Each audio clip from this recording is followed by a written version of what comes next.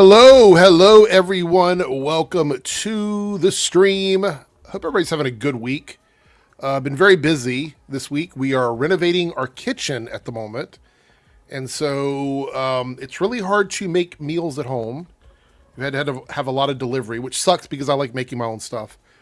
So it's been a little bit of a hassle, and it's expensive, which is annoying, but it has to be done. It is the last room of the house that isn't quite up to par with the rest of the stuff. So yeah, there we go. I'm tired, but the energy levels are going to go through the roof once we start talking about some of the subjects tonight.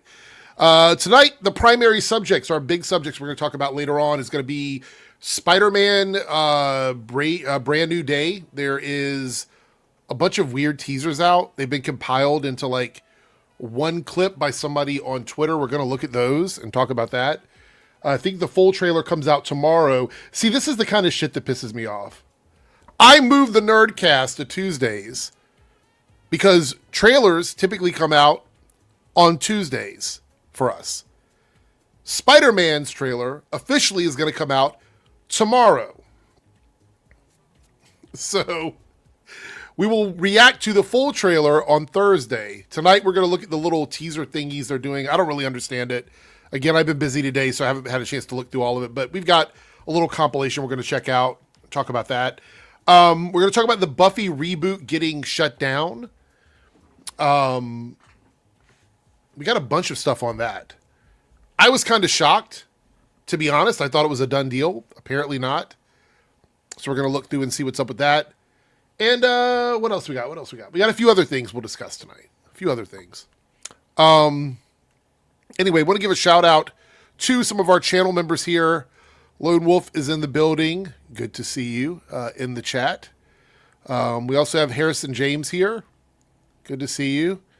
South Texas Shark is in the building. Glad to have you in the chat.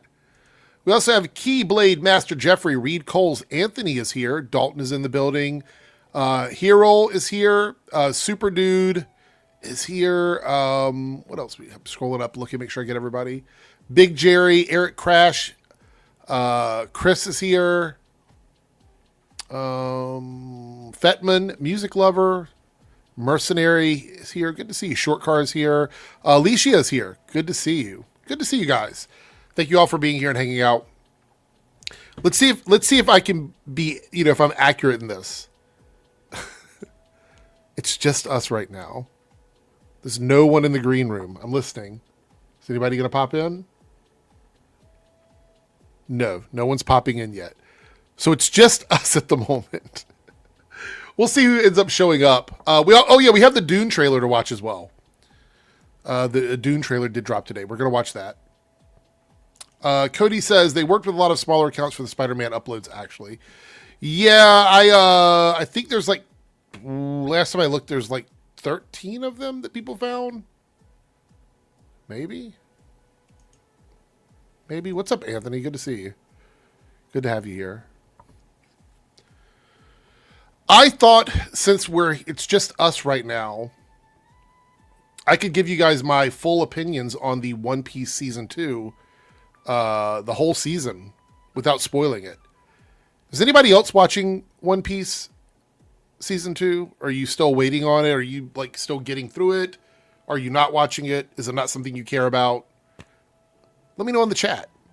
One Piece Season 2 to me was actually better than Season 1, which isn't typical of the streaming shows.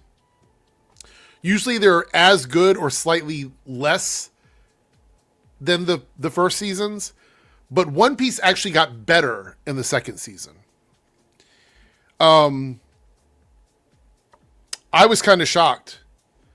I have to say that the Tony Chopper storyline literally had me and everybody watching it crying. We were all in tears with that episode.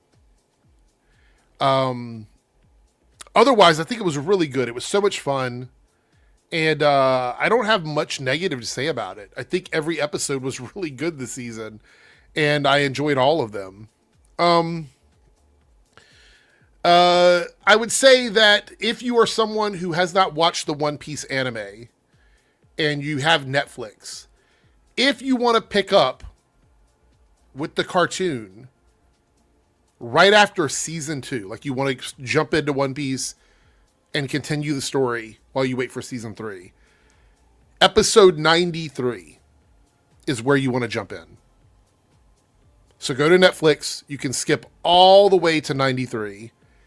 And yeah, there's a couple of characters that have not been in live action yet that you might have to sort of, get acquainted to when you pick it up at 93. But once you pick up at 93, it's literally where the end of season 2 leaves you at. So you jump right into it there if you really want to go back into the world of One Piece. Or if you want to just like completely be unspoiled until season 3, you can wait. You can wait. Fetigen. Well, I'll see you tomorrow with the Copecast. I'll be live 3:30 Eastern U.S. time tomorrow. So we'll see you then. But thank you for being a channel supporter. The Master says, I'm partway through. The actors feel more like their characters this season. Okay. Yeah, I agree with that.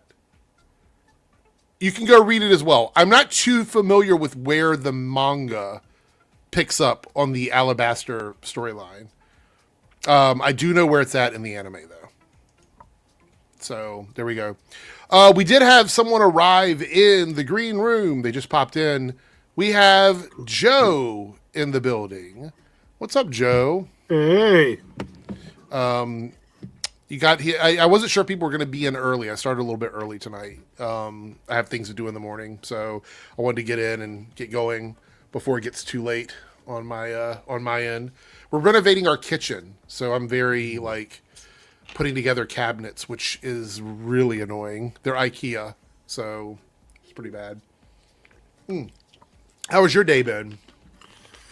Not bad. Shot 2, not 1, but 2 videos for the Adventures channel. But you won't see them for a couple weeks. I'm staggering them because it's going to be very hard to shoot pretty soon. Yeah. You need to start stockpiling videos. Exactly. I'm planning to try to do 1 video a week. That's my goal. Any more than that, and that with what my schedule's about to become, that's going to be tough. But we'll see how it goes. All right, we got a super chat here from Lone Wolf. $5 super chat. Get the ball rolling. Thank you, Lone Wolf. 5 on either channel, any level. Thank you guys so much for all your support. It means so much. So you won't believe who hopped in Boba's stream today. LOL, I'll send a pic in Discord because I was like, I don't know. Oh, gosh, I'm very nervous now. Very nervous. Oh, my gosh. Okay, I'll share it. Hold on.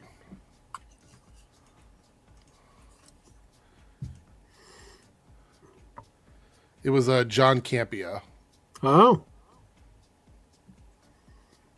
I remember he was doing that a couple of years ago. He was finding random movie chat live streams and going in and just dropping super chats. It's interesting. I thought it was going to be I actually thought it was going to be somebody else, Lone Wolf. I'm glad that it was John Campia. I'm sort of indifferent about John Campia. I'm not like a big fan. I know some people don't like him.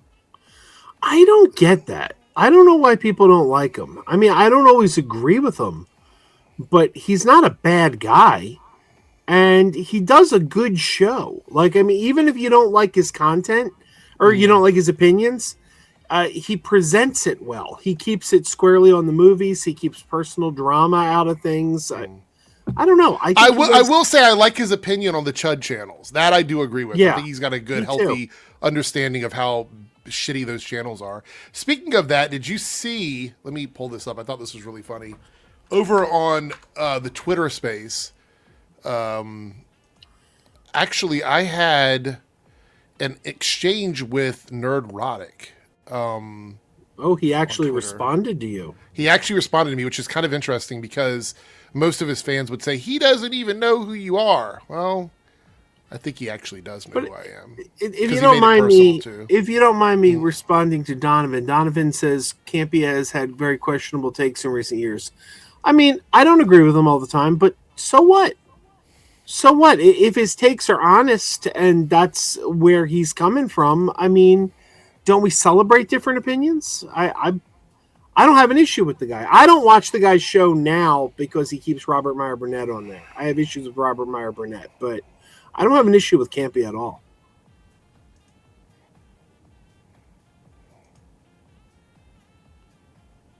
Oh, it looks like he might have deleted. Did he block me? He didn't block me. Oh, it's funny. It looks like he might have deleted his response to me, which doesn't. I've actually got it. I actually have it saved on my phone because I figured he might do that. But let me figure this out here. Hold on.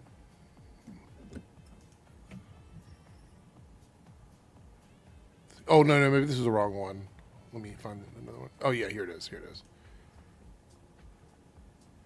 All right, here's what was posted. This is hilarious. It didn't even really get a lot of traction, which I thought was funny. But I posted this here. I said, he goes, Kurtzman Trek in one picture. And it's just a picture of two women. And I said, their hate for women is pretty funny. Scared dudes that get upset at women in media. Because, I mean, what else am I supposed to take from this? Like, Right. what are we saying otherwise? That's the only thing. Right. And then he thought he would get personal. This is why I think he knows who I am, even though people say he doesn't. He tried to get personal with me. And he goes, he says, I verifiably like women more than you. And I said, you're confusing wanting to sleep with women with respecting women. Those aren't the same thing, sis. But you know, this is the weird thing about these guys. They're homophobic, right? We all know they're homophobic, but they're also anti-women. Like, I remember as a young teenage straight lad, I wanted to see women on television. Yeah. So I think he's a little confused. He doesn't like women and he doesn't like gay people. He doesn't know what he likes. Well, I just think it's funny. By the way, hello, Jake. Welcome. You jumped into the fire with us here for a second. So, I got a new headset and mic today, so we'll see how this goes. Oh, is it your first time using it? Well, Party Nation was earlier, and then now this one. So did it work okay for Party Nation? Because you what sound the panel- great. Yep, from what the panel said, it worked good. Yeah, I mean, it sounds really good. So Yeah, I mean, this was I've got this for $30 on Amazon, so yeah, hopefully yeah, it money well sounds great. spent. $30 well spent. Yeah, for sure. Yeah, because my other one was coming apart. I used it since 2015, but I definitely got the money's worth out of it. Yeah. But yes, you should have. What is it? Little broed him instead of sis. I did that because he was being homophobic. That's why I said sis. I wanted to give him the same energy back that he was giving me. I saw something. It was either today or yesterday where, like, why is it when it comes to being, to use the word homophobic, when you're against another minority, like it's racism, it's sexism, it's whatever. But with homophobics or homophobia, I'm like, are you scared of them or something? Well, it's because phobia is inside fear. Right. So it's like it's an irrational fear, meaning that like you have an aversion to it. It's an aversion or a fear. It's not always being afraid. It's just being disgusted by something can also count as a phobia. I mean, it's not like it's contagious. Like you won't have somebody who you won't have a gay person walk up to you, scratch your leg, and then all of a sudden you go, "Ooh, let's go the other side now." Like that just doesn't happen.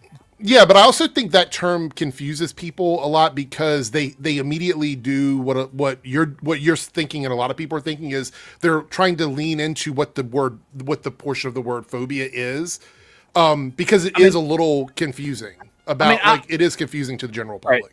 Right. Full disclosure, I'm being like semi-ironic right now. I'm No, I get it. It's just funny because they are afraid of gay people though. That's the thing. They are afraid of gay people. Because their comments about gay people, disparaging comments about gay people, or whatever other group they're talking about, is out of fear. Yeah. Because if you think about it, when it boils down to it, why would they not want gay people to be in movies and TV shows and stuff like that? Why not? They're disgusted by them because they're afraid of them. It all leads back to fear in one way or another. Yep. So anyway, but I just thought it was funny. People say that he doesn't know who I am. He found my tweet on my tiny ass Twitter account and decided to respond to it. So there you go. We have some super chats here though. Lone Wolf with the $5 super chat says they were talking about Dune 3 trailer when Campia sent the super chat. Boba was doing a trailer frame by frame analysis at the time. We're not going to do that because I can't. My attention span is way too tiny. But we are going to watch the Dune trailer. I haven't seen it at all. Literally, not even a screenshot of it. I bookmarked it and I didn't even start it up. It's just literally sitting in my bookmarks. So we're going to watch that. What were you going to say, Joe? I was just going to say, the last time Campia did this, the last time Campia started watching other movie talk channels and dropping super chats, he did a whole bunch of them. So don't be surprised if he shows up tonight. If he's on a run right now, because someone said he was on another show. He showed up in the chat on Council last week. Yeah, so we could get him here tonight for all we know. Interesting. Here's one for Jake, $2 super chat for Jake specifically going into my bank account from Lone Wolf. Jake, thoughts on... He's adding to my soup funds? Yeah, exactly. Well, I'll just send it all to you once you actually do the suit thing. What are your thoughts on this? Maximilian had a meltdown. On what? Like, what you not see the super chat? It says thoughts on... DSLL5? What's for you? I thought you might know what he's talking about. So I mean, I might, but the I don't 100% get the abbreviation. Abbreviation. I don't 100% know what the abbreviation means. Oh, it's the AI filter. The AI filter.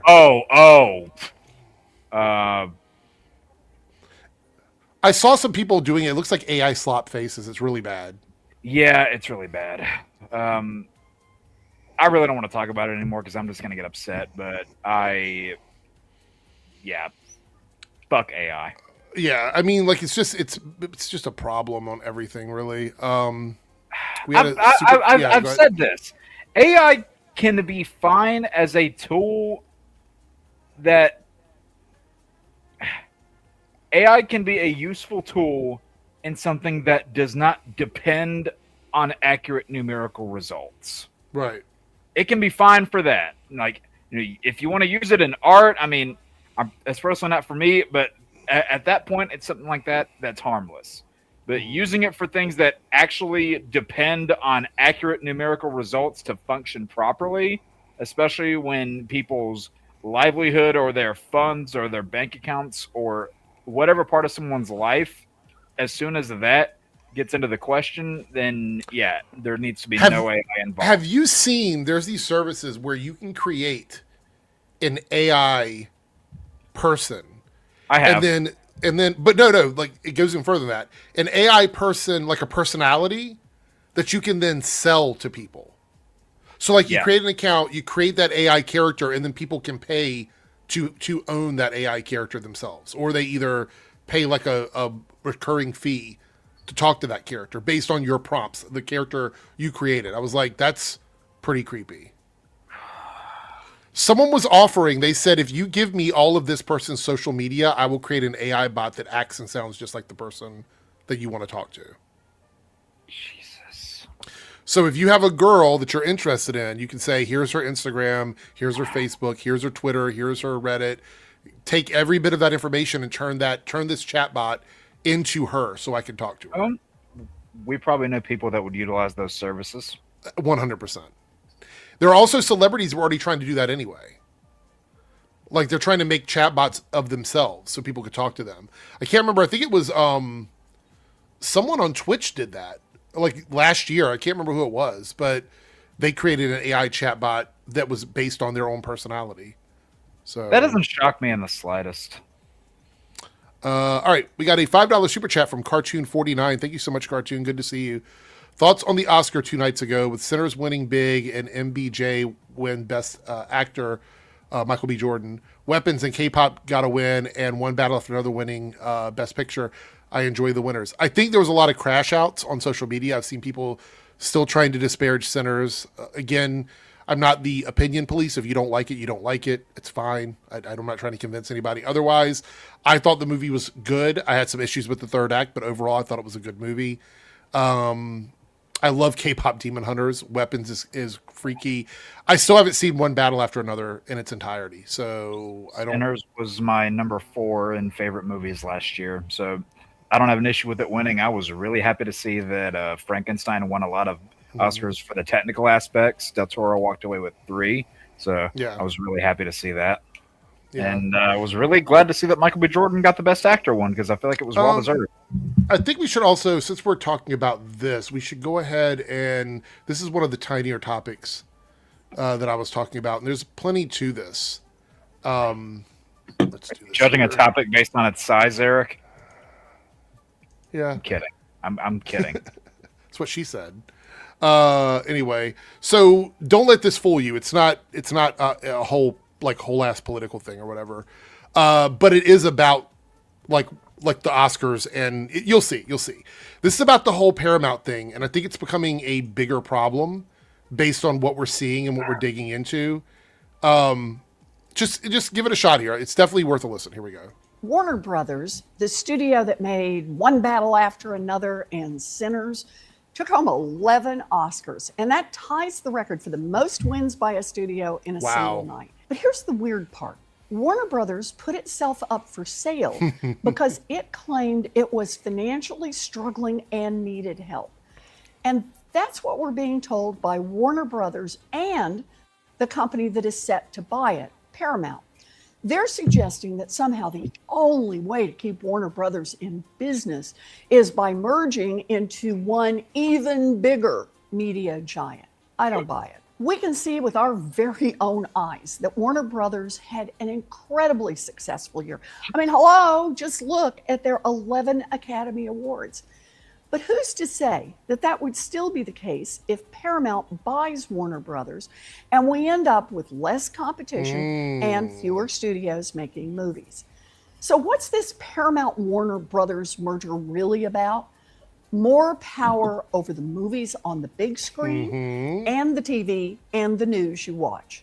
It's wrong, and we got to keep fighting back. Okay, so I want to point out also, Pete Hegseth came out and said he's going to be happy once once Paramount finally owns CNN. He said it at a press conference last week. So, and I want to piggyback kind of on what she was saying about success.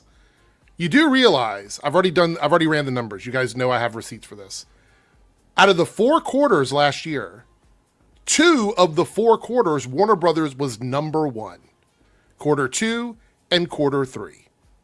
They were number 1 in those 2 quarters in terms of like box office sales. Disney beat them in overall sales for the year because they had a really strong 4th quarter. But Warner Brothers beat Disney in 2 of the 4 quarters and came in 2nd for the year. Paramount's not even in the top 3. Not even in the top 3. Shocking. Absolutely nobody. So it's not even really about any of the stuff they're saying it is. Not to mention, I thought we'd pull this up here because we talked about this as well. I feel very vindicated. You guys remember about 2 or 3 weeks ago, I did the math on this and I said that David Zaslav would end up making almost $1 billion off of everything that's going to happen here. Okay, well, I was right. My math was it was shooting a little bit high because I wasn't sure about all the numbers. But $887 million are tied to this merger. And he gets something no matter which way it goes. If they back out, he gets money. If they go through, he gets money. 34.2 million cash severance if he decides to walk away. 517.2 million in unvested equity awards, which he gets. 335.4 million in tax reimbursements off of this, and $44,195 in continued health coverage benefits, meaning he gets all of that. Almost $1 billion in value from all of this.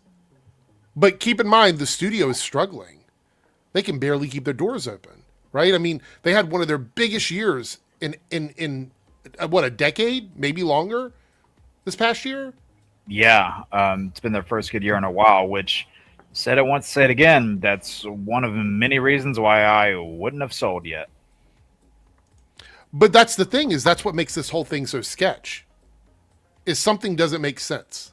Extremely Yeah. profitable, 11 Oscars, a Yeah. severance package and equity and tax reimbursements of almost $1 billion tied to David Zaslav. Yeah, the math isn't mathing. Something is off about this, and we still don't know what's going to happen with the Middle East investors into the deal because of the war that's going on. So there's a lot of moving parts. I thought it was just interesting to mention that since we had a super chat about the Oscars. I'm glad that the awards went to stuff that I think deserves it, obviously. But I'm also sad because we might not see movies like that again if this merger happens. We were going through this on a different stream I was on where we were going around saying, is there anything that did not get nominated that we would have liked to have seen nominated? I think Waiting on a Wish from Snow White should have been nominated for Best Original Song. I think that no-brainer, that should have been nominated. Oh. One, I'm not going to say that, but it should have been nominated. In which category would you put it in? Best Original Song. Okay. Yeah. I don't know. I think I was happy with most of the people nominated. I don't really have an issue with most of the nominations, to be honest. I don't necessarily have an issue with the people that were nominated. I would have liked to have seen. I mean, granted, she would have been up against tough competition, but I would have liked to have seen Florence Pugh get a Best Actress nominee for Thunderbolts last year. She would have been up against tough competition. I'm not saying she would have won, but it would have been nice to see her. No, I can see an argument for that for sure. For sure. I didn't like most of the movies that were nominated. I think it was a good year for movies, don't get me wrong, but most of the movies that were nominated I was pretty disappointed in. Like I had the exact opposite issue with Sinners than you did. You said the third act.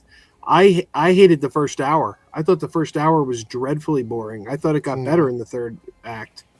I think some of the decisions of the characters annoyed me in the third act, and that's what bothered me in the movie. That was fun. I mean, overall, I enjoyed the movie. Lone Wolf, the Chill Super Chat, sending image for context where it's side by side. Oh, this is the AI thing right here with the two characters or whatever.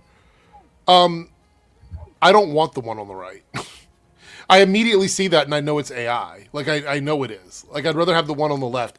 The imperfection in art is what makes art interesting to me. Yeah. I don't need art to be perfect. The human aspect of it, the part that makes it feel like it's created by a person, is the fact that it doesn't look so perfect all the time.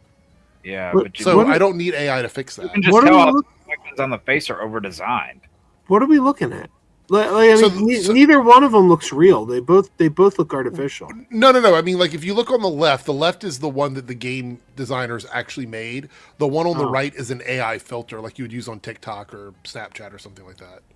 They're allowing people to put it on in game at some point, or I don't know the whole details behind it, but it's just an AI filter to make things look different. Like you can add different filters. I don't need this. I don't care about this. I would never use it. So yeah, it's a no for me. Thank you for the super chat. Let's see. Alicia here, £2 super chat says, did you see the Chads already dissing Firefly follow-up? We've got a lot of Firefly stuff to talk about. Matter of fact, we might even talk about that next because there's just so much to go through with all of that. Yeah, let's go ahead. I'll get the video ready. There's with the announcement and everything. We'll talk about that because I have a lot of thoughts on it. I'm guessing no bonuses tonight. Not if it's just 2 or 3 of us, no. But we're gonna figure out what day exactly we're gonna do the bonus stream tonight for sure. But I'm schedule that. So, all right. This is the I guess the announcement from it. I don't think there was anything else that I saw here. Thank you for the super chat, Alicia. I do appreciate it. I think this is the only one, right? The one with Nathan talking about it. This is the announcement where he brings it. This is the only thing I've seen. So let's go ahead and get into this. As of this moment,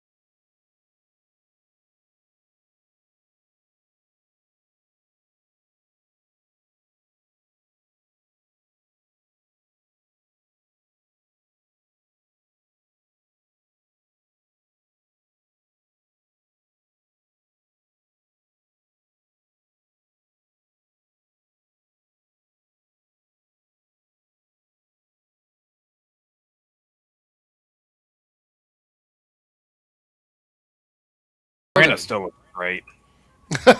Yes. I'm sorry, she is aging gracefully. Yes. So, couple things here. One, apparently Nathan is still in close enough contact with Joss to reach out to him. So that's interesting. I didn't realize that they were still like the Firefly chatting. cast all had very positive experiences with Joss. Like every one of them has said that they didn't experience any of what they've heard about.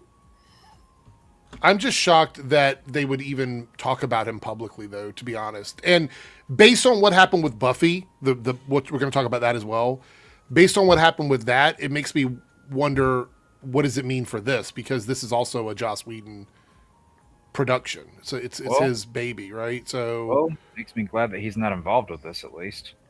Well, he wasn't involved with the Buffy either, and that still completely cracked. So, I mean, I'm just wondering if anything connected to him at all is off the table for these studios. Well, I'm a huge Joss Whedon fan, and I've been saying for years he's ripe for a comeback. We're not talking about a Bill Cosby. We're not talking about a Harvey Weinstein. We're not talking about a Kevin Spacey. He's basically been accused of being an asshole. And you can come back from that. You can get some self-help, basically learn how to manage people, fix yourself. This isn't something like Bill Cosby where you should never work again. He's never been accused of touching anyone or assaulting anyone. So I do want to see Whedon make a comeback. I do want to point out, though, he was heavily accused of being toxic with the young girls on Buffy. I never heard that. I know they said that Michelle Trachtenberg wasn't allowed in the same room with him, but they never said why. But I mean, isn't that a red flag? Maybe, but like if you said I'm not going to let my young daughter in the same room with this guy, that seems like a red flag to me. See, I don't know. I mean, we haven't heard of him doing anything. He actually cheated on his wife too. Well, that's true, but I mean, I don't know that's. I mean, that's not. I wouldn't cheat on my wife, but no, I'm saying, but like it makes it like any accusation someone has, you have to look at all of the different things that they did to sort of figure out if they were capable of doing it. If he's capable of cheating on his wife, then he's also capable of being toxic to women. I mean, that's just, to me, that seems like a logical process. You know what I mean? We're also not going to hear about everything that goes on behind the scenes. No. And just like with the whole thing with Ray Fisher, I'm not ready to shut somebody down and say like they can't make a living or whatever. I mean, I feel like people can make the decision for themselves. But I do think that he's been accused of enough that in the world of Hollywood, he's kind of like persona non grata, right? You know what I mean? Like, I feel like he's just like... like the Max Landis thing, the G.I. Joe thing, that fell through completely because of just accusations against him. Right. The studio decided not to move forward with that. I think the accusations against Max Landis are very different than the accusations against Whedon. Like, Max Landis was literally accused of assaulting women. We've never heard that about Joss Whedon. We've heard he's been verbally abusive. He fired Charisma Carpenter for getting pregnant. I mean, I keep saying it, unless if somebody has something on him and hasn't spoken up yet, we've never heard that he's been more than an asshole. I think we have to just put this on the table, though. Are we, and I'm not judging anybody on this, I'm throwing the question out here. We have to decide for us personally whether or not we'd support someone that is even accused of doing some of these things. You know what I mean? Like firing a pregnant person, being toxic with young girls, cheating on their wife, other accusations of being an asshole.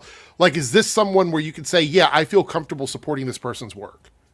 You know what I mean? Like, I'm not saying me personally or you personally. I'm talking about the public. Like, is the general public going to be okay with that? Because the last thing you need with the relaunch of something like Firefly is all of a sudden women coming forward with like actual proof of him doing things. That would be worst case scenario because you spent all the money on it. And now you also have to deal with the ramifications of him actually doing something to women from a studio standpoint. If he messed with women and they haven't come forward and they call him out after he's done the project, I'm all for that. Fucking do it. If he was a piece of shit, call him out and bring your receipts, right? Yeah. But I'm just saying, like, is the studio willing to take a shot on that with any project that has his name even slightly attached to it? Because they passed on Buffy, which we'll talk about in a bit, and it makes me wonder if some of that was because of the fact that Joss Whedon's name is part of that the legacy of that show. We actually know that that's not the issue. The reason Buffy got passed on has come out, and I sent my email today. I'll tell you that. No. We're going to read all of that, but I don't necessarily believe that's 100% the reason why. I think there's probably other. I'm going to say my speculation is there were other factors that they're not going to be public about, and that's fine. But we'll read through all of that later. But getting back to this, outside of the Joss Whedon stuff, it hasn't been picked up yet. It's obviously just a pitch for the studio. Script is done. Mark Guggenheim, which I know some people don't like Mark. Jake, Joe, any thoughts on Mark Guggenheim as a showrunner? He worked on Arrow, right? He was a showrunner on Arrow. Flash, Arrow. I mean, Arrow was Arrow great, and Legends. He wasn't a Flash showrunner. Arrow was great for a couple of that's years. Right. I mean, it fell off hard in the later seasons, but I mean, Well, first couple seasons were strong. Well, Arrow was able to rebound from its fall, unlike Flash. It's animated. Let's take a look at the animation studio because I wasn't too familiar with them when he mentioned it. Shadow Machine. Shadow Machine is an American animation and production company specialized, blah, blah, blah. So they've worked on Robot Chicken, Moral Oral, Mary Shelley's Frankenhole, The Shivering Truth, Titan Maximus, BoJack Horseman. Here's some of the other stuff they've done. Guillermo del Toro's Pinocchio. The Bob the Builder. That's not even out yet. Let's see here. Final Space, Dallas and Robo. Clone High. I mean, they've got a lot of stuff under their belt here. Do you think people would be willing to continue supporting Firefly as an animated show instead of a live action show? Is that something people would do? I've already heard fans come out and say they're disappointed because it's animated. They're disappointed they wanted live action. And quite frankly, I think that's childish because this is a show that went off the air over 20 years ago. And for the past 20 years, you've gotten nothing. Nothing at all. So now it's like you could possibly get something and you're going to be like, no, I'm going to hold out for live action. Get the hell out of here. You now have something that you didn't have for 20 years and it's not good enough. I mean, that's the kind of thing that just makes me want to tear what's left of my hair out. What about you, Jake? Would you support an animated version of Firefly or no? Is it not really something you I mean,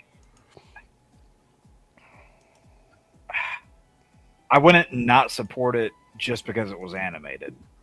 Right. I mean, yeah, I watched the series. I was never the biggest fan of it. I'm like, okay, this is fine. That's my whole thing on the series. It's fine. Okay. Would have maybe been received a little better had they released it in the right order, but different story.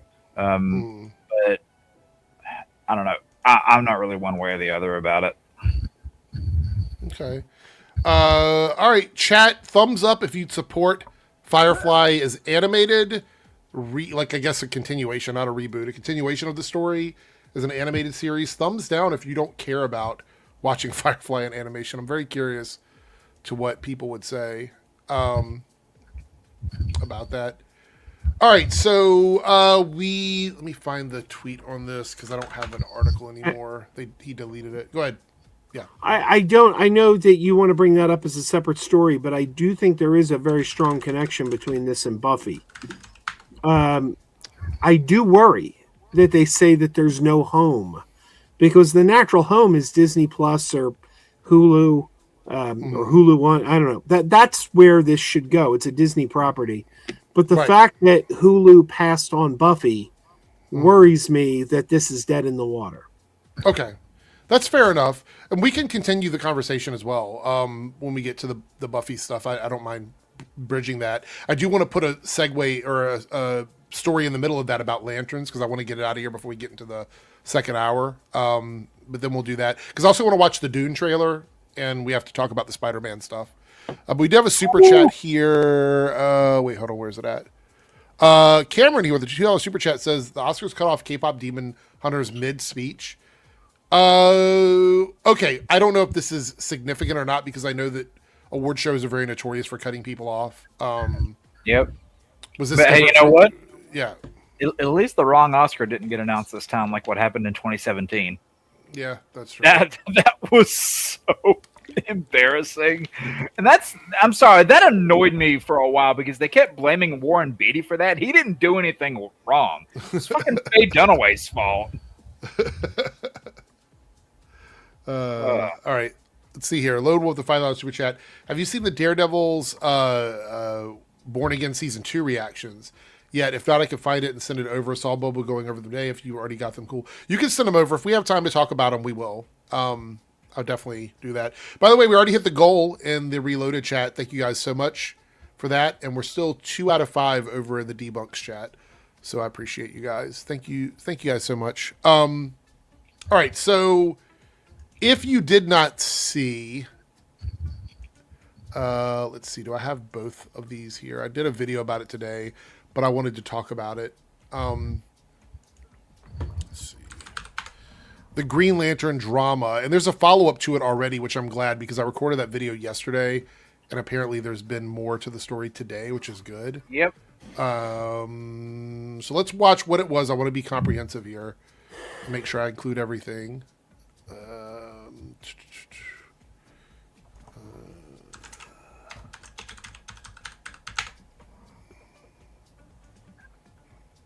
Oh, goal reached already, it seems. Yeah, in the Reloaded chat. Did you already all right.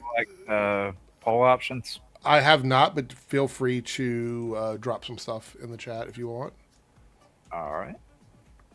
All right, so this was the clip we're going to talk about here.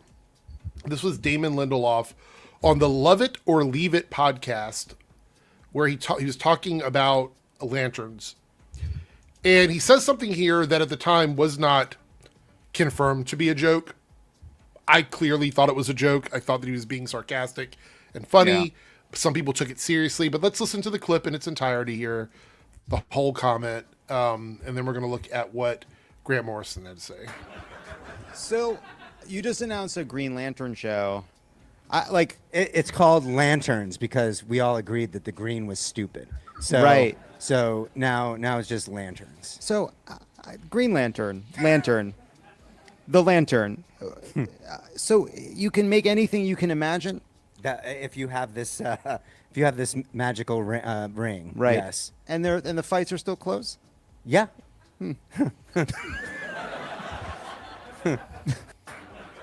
I mean, it clearly to me seems like they're having like a little bit of fun there. It doesn't seem super serious to me. Did anybody else in chat tell me if you feel this way? Do you think this was serious? Do you got anybody on the panel think this was a serious comment? I felt like it was humorous as soon as I saw the clip. Absolutely yeah. not. This was fully made in jest. Absolutely.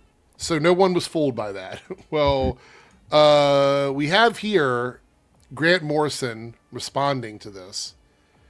Grant Morrison says, and there's a long Substack post. I'm not going to read the whole thing. I read it earlier today. It's a lot. This is the gist of what he's saying here. Why does a writer attach himself to this kind of narrative if he thinks it's fundamentally stupid?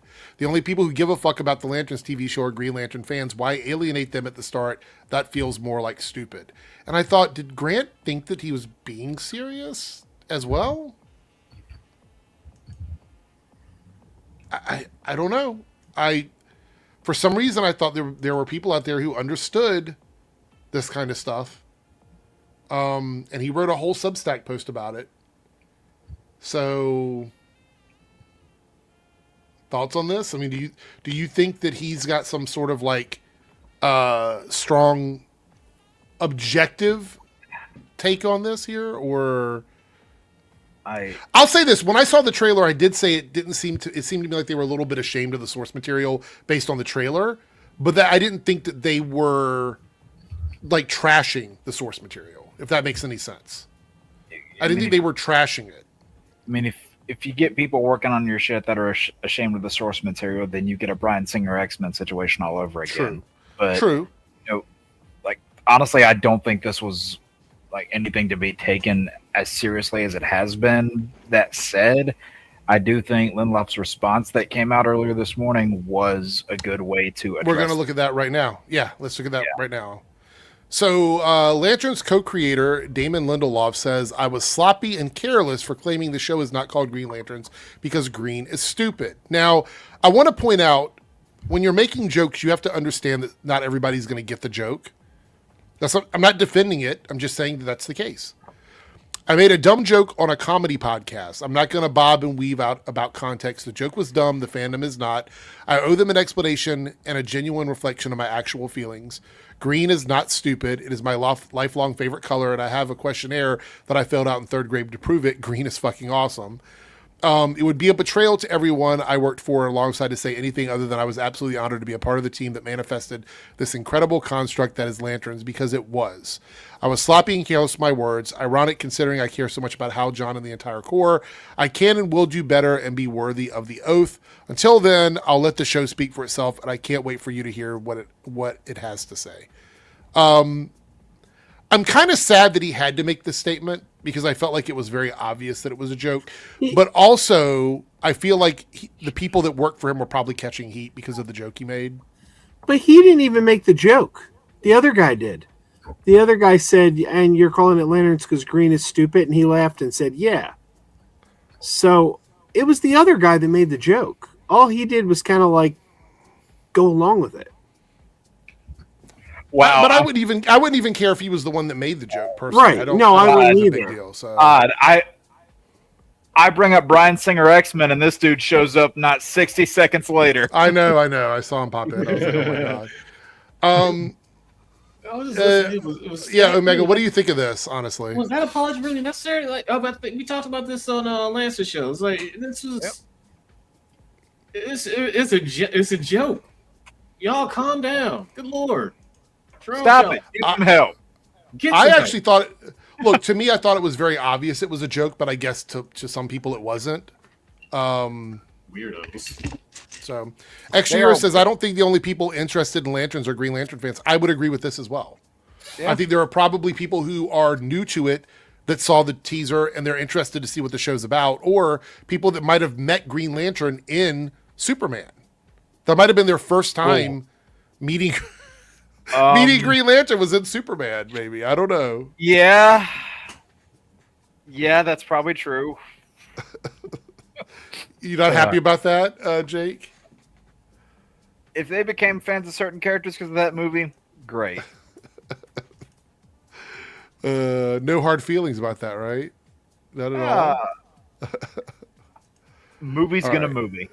Yeah. All right, so let's watch the Dune trailer. We still got about 10 minutes before we get into the second hour and cover the big topics. Has anybody seen this yet? I'm pretty sure Jake has seen it already. Yeah. Have you seen it too, Omega? Okay. Yeah, Damn, am I the only person who hasn't seen it? Yeah, you're uncultured. Was this Dune 3? Yeah. Yeah, I haven't seen it. Oh, you haven't? Okay. No. Yeah. Or Dune Messiah. I'm hearing people say that it's really good.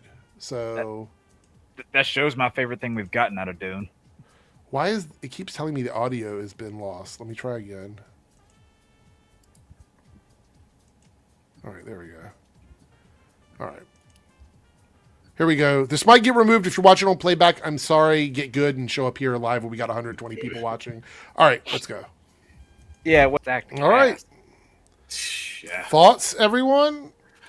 This movie's going to be like 4 hours long. Long movies. Go to that sarcophagus. Like when Where they was it first at? showed up with that one. It was before this. Yeah, Look, right there. Yeah, right there. I think I know who those twos are because I've been watching like a lot of analysis and stuff, and I think they're right. The person, whatever's in that sarcophagus, is probably a guild navigator. We haven't seen them yet. They were only really shown in the '84 version of Dune. They are these weird fish people. In the book, they weren't really shown until Dune Messiah, which is this is going to be after. Mm-hmm. In Okay. actually in the beginning in Dune 1, where they had all those people in those weird gold masks, like helmets or whatever, Mhm. people were speculating that they may have been like guild initiates, like spacing guild initiates. And this albino dude is probably a face dancer by the name of Pycelle or Saito. Face What do you dancers think are about- shape 50 people. Robert Pattinson's look here. Yeah, he's supposed to be basically the villain in this. They kind of spoilers for the book. They send him to go assassinate Paul Atreides. To try to assassinate Paul Atreides. Why are you spoiling a book from like 50 years ago? That's Yeah, Robert more than Pattinson? 50 years ago. It came out like in the 60s. That's Damn. Robert Pattinson? Huh? Do you say that's Robert Pattinson? Isn't it? Doesn't even look like. I don't know. Maybe it is. Doesn't look I'm pretty like sure it is, right? Am I Huh.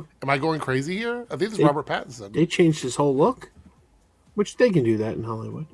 Yeah, he's he's gonna be in scenes where where his face just completely changes from one to another because he's a face dancer. I mean, did you see Colin Farrell in the Batman? They can change somebody's look. Lone Wolf for the $2 super chat. Insert absolute cinema gift for Dune 3. Huh. But yeah, that's a huge nerd for the source material. I can't wait. Yeah, this is crazy. Yes. We're gonna have a really, really good December this year for films. I mean, It's just funny how- just Doomsday and Dune together. That's funny how people were saying like, "Oh, this is a white savior movie." Like, no. Paul Atreides sends the known universe into war. He doesn't save shit. Yeah.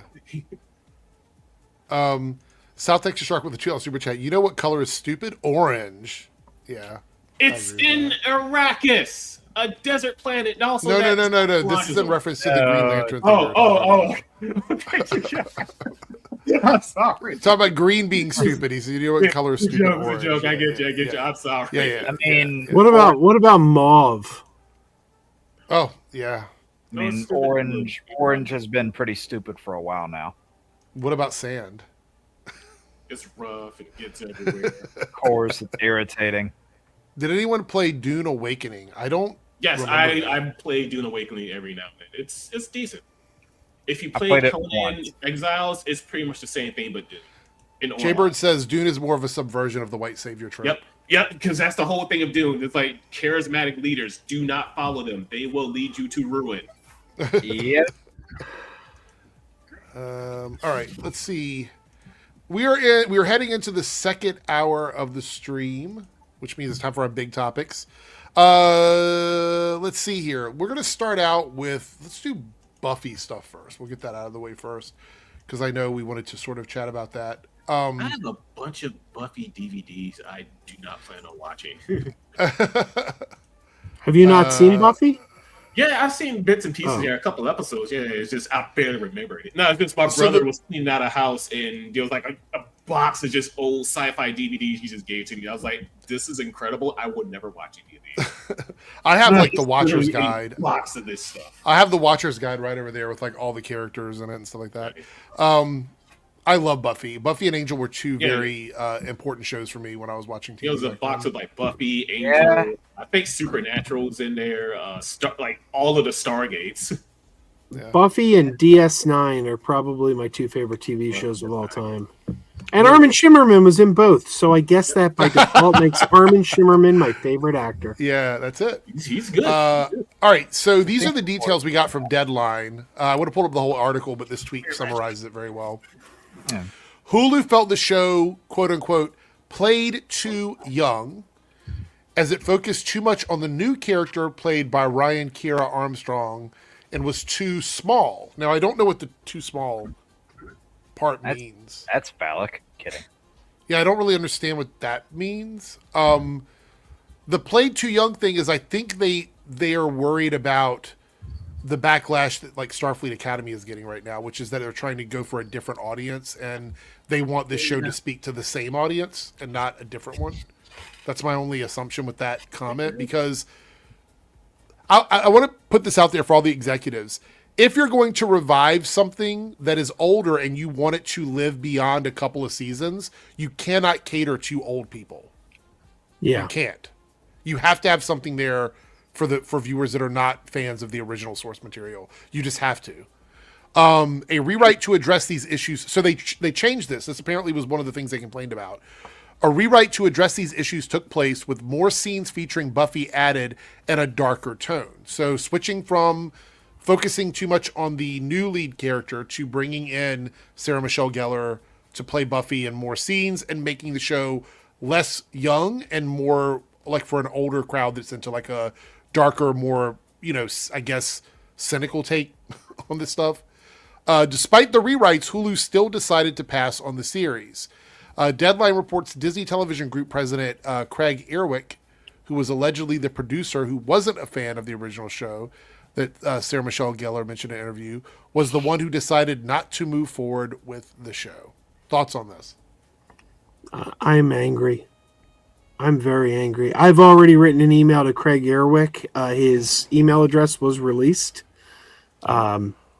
It's pretty easy to figure out. All Disney email addresses are first name dot last name at Disney.com. Disney, yeah. So Great company. I'm sure you're gonna get a quick, well thought out response. So I encourage everyone to write an email to Craig Ehrwick and let him know if you're displeased. Now, unless there's something else that... Go ahead, Mega. I was gonna say, so wait, I may have missed something here. They canceled this? No, it wasn't picked up, is the problem. They shot a pilot. There's a pilot that was shot, filmed, and according to Sarah Michelle Gellar, everyone at Hulu wanted it except Craig Ehrwick, who from day one was disparaging the show and bragging about the fact that he never watched the original and had no interest. That's according to Sarah Michelle Gellar. But that also means that, and we're going to read her statement and Chloe Zhao's statement in a second from the articles, but that means that he wasn't trying to keep the integrity of the original show because he didn't watch it. So he was watching this as a brand new show, essentially coming into it fresh as a viewer who's never been introduced to the original Buffy movie or TV series. So I don't really understand. Unless something else has come out since then, I don't know. I know there's a lot of people that say the script has been leaked and that they have inside information. I saw Robert Meyer Burnett saying that or whatever. I don't give a fuck about any of that. None of that matters to me. I want to see what the pilot was. I don't care about rumors. I don't care about gossip. I don't care about water cooler talk. I don't care about any of that shit. I'm not going to judge what this was based on nebulous, trust me, bro, math. Like, I'm just not going to do that. We don't know if the script is real, though.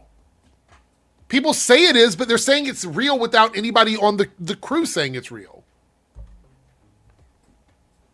I mean, it wasn't just a script. They shot this. Wait. The script was shown. Where did the crew release the script?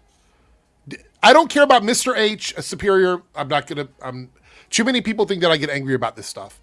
I don't care about Chud channels releasing things. Did the actual team release the script to the public in some form or fashion? Like Chloe Zhao or Sarah Michelle Gellar or someone like that. Matt Jarvis says the script is the pilot that they shit. Is it confirmed though? Is it confirmed? That's the question I keep asking.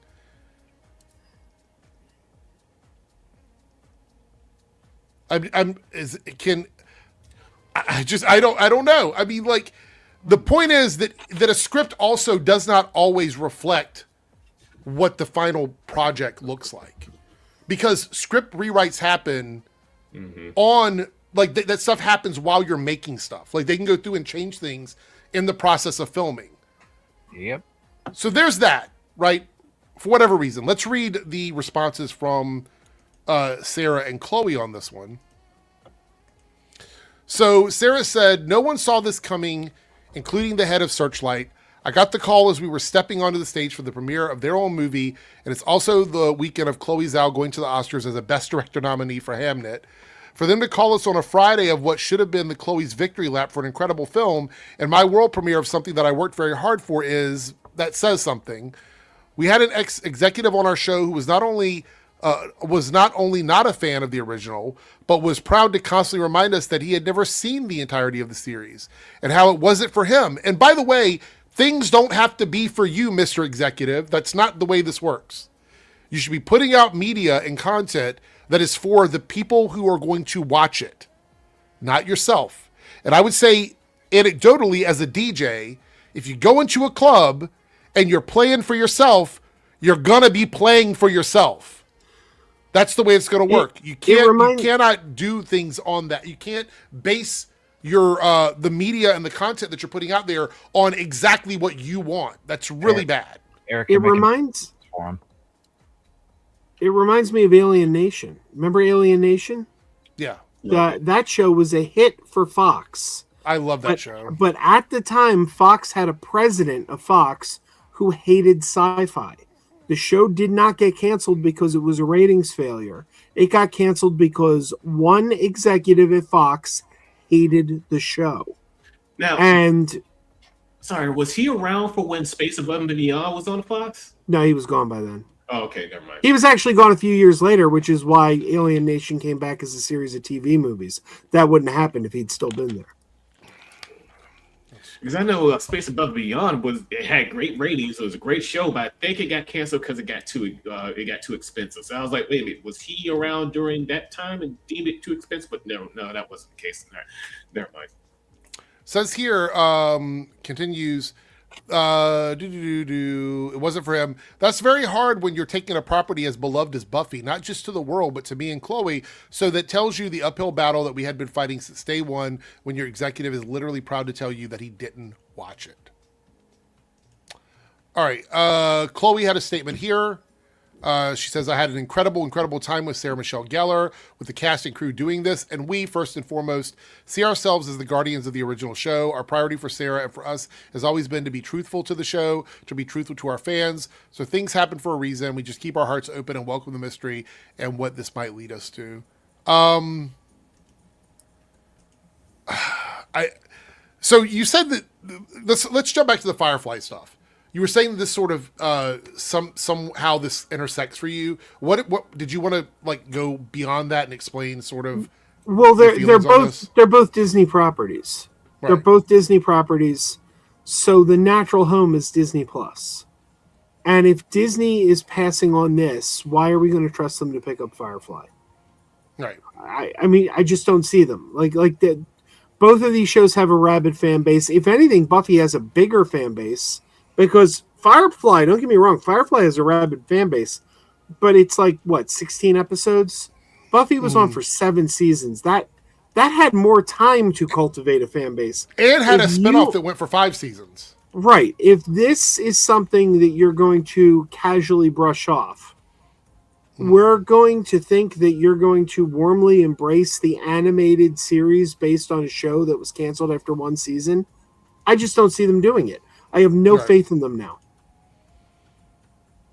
So you think this is a sign that Firefly is already like a dead on arrival? Yeah. I don't think we're going to see Firefly because if they won't give us Buffy, which was a multi-season hit that led to a spinoff, why are they going to have faith on a show that got canceled after 1 season? I don't trust them now. Okay. I never got into Firefly, mainly because by the time I got around to actually start watching it, I heard it was already canceled after 2 seasons, so I didn't want to get invested. I was like, all right, never mind. Firefly, you can watch the first season and then watch Serenity, and it's a pretty good story. If you watch the whole season and then watch the movie. It's not a complete story with everything, but it is... I got to respond to Matt Jarbo real quick. Matt Jarbo says, dude, did I forget there's a movie? No, I didn't forget there's a movie. I saw it 5 times in the theater. Love that movie. Own it on 4K disc. It flopped. I mean, it's not like it was a huge, it was a failure of a TV show that led to a major hit motion picture. The show failed. The movie failed. I want more. But... if these guys won't give us Buffy, why do I believe they're going to give us that? Hold on, let's see. I thought I had something else here about Buffy. Someone sent me something. No, this is all bullshit. It's bullshit, all of it? Well, just what they sent me. I'm kidding. I'm just kind of scanning through it. It's just like more, this is what happened behind the scenes kind of stuff or whatever. Oh, don't you love all those? Yeah.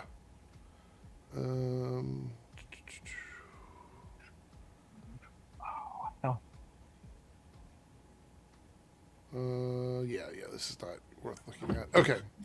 All right. With that being said, let's go ahead and we're going to talk about the Spider-Man stuff with Brand New Day. I even have a poster here signed by most. Hey, what's up, guys? It's Oh, Tom hold on. here, I and don't we want to. are working- No, don't play. Don't play. Sorry. All right.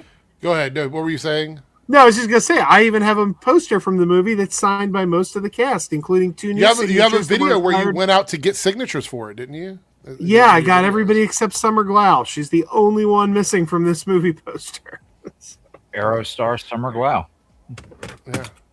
All right. This is what Tom posted earlier. Let's go on this Hey, what's up, guys? It's Tom here, and we are working on something incredibly exciting for the release of Oh. the Spider-Man Brand New Day trailer. Cool. Now, it goes without saying that we have had so much love and support since day dot of making these movies, and without that incredible community, there would be no Spider-Man.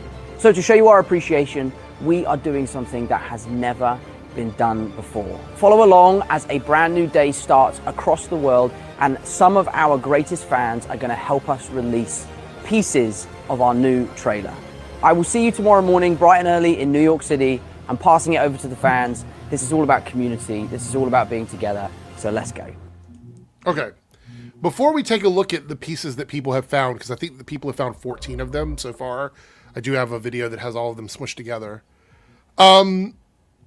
This is more of like the shit that happened with the Doomsday advertisements that it isn't fun for me as a fan, which is having to hunt down promotion for something. I don't think that's fun. I don't think it's exciting. I know they want to be more engaging with the fans. I just don't like it. I don't care if other people do. It's not cool for me. I wouldn't say anyone had to hunt down the Doomsday teasers. They were all publicly released. No, they weren't. For a week before we saw them, they were leaked on the internet.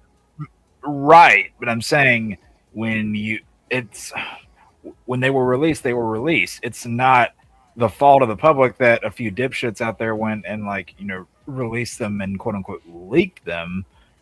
I don't like the idea of being forced to buy a ticket to a movie 4 times to see teasers. I think that's bad marketing.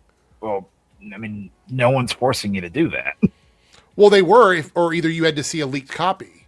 You know what I mean? Like if you didn't go see that movie, you had to watch a bad rip of it on social media. That's a problem. Or That's just bad wait for marketing, the I think. thing to be released.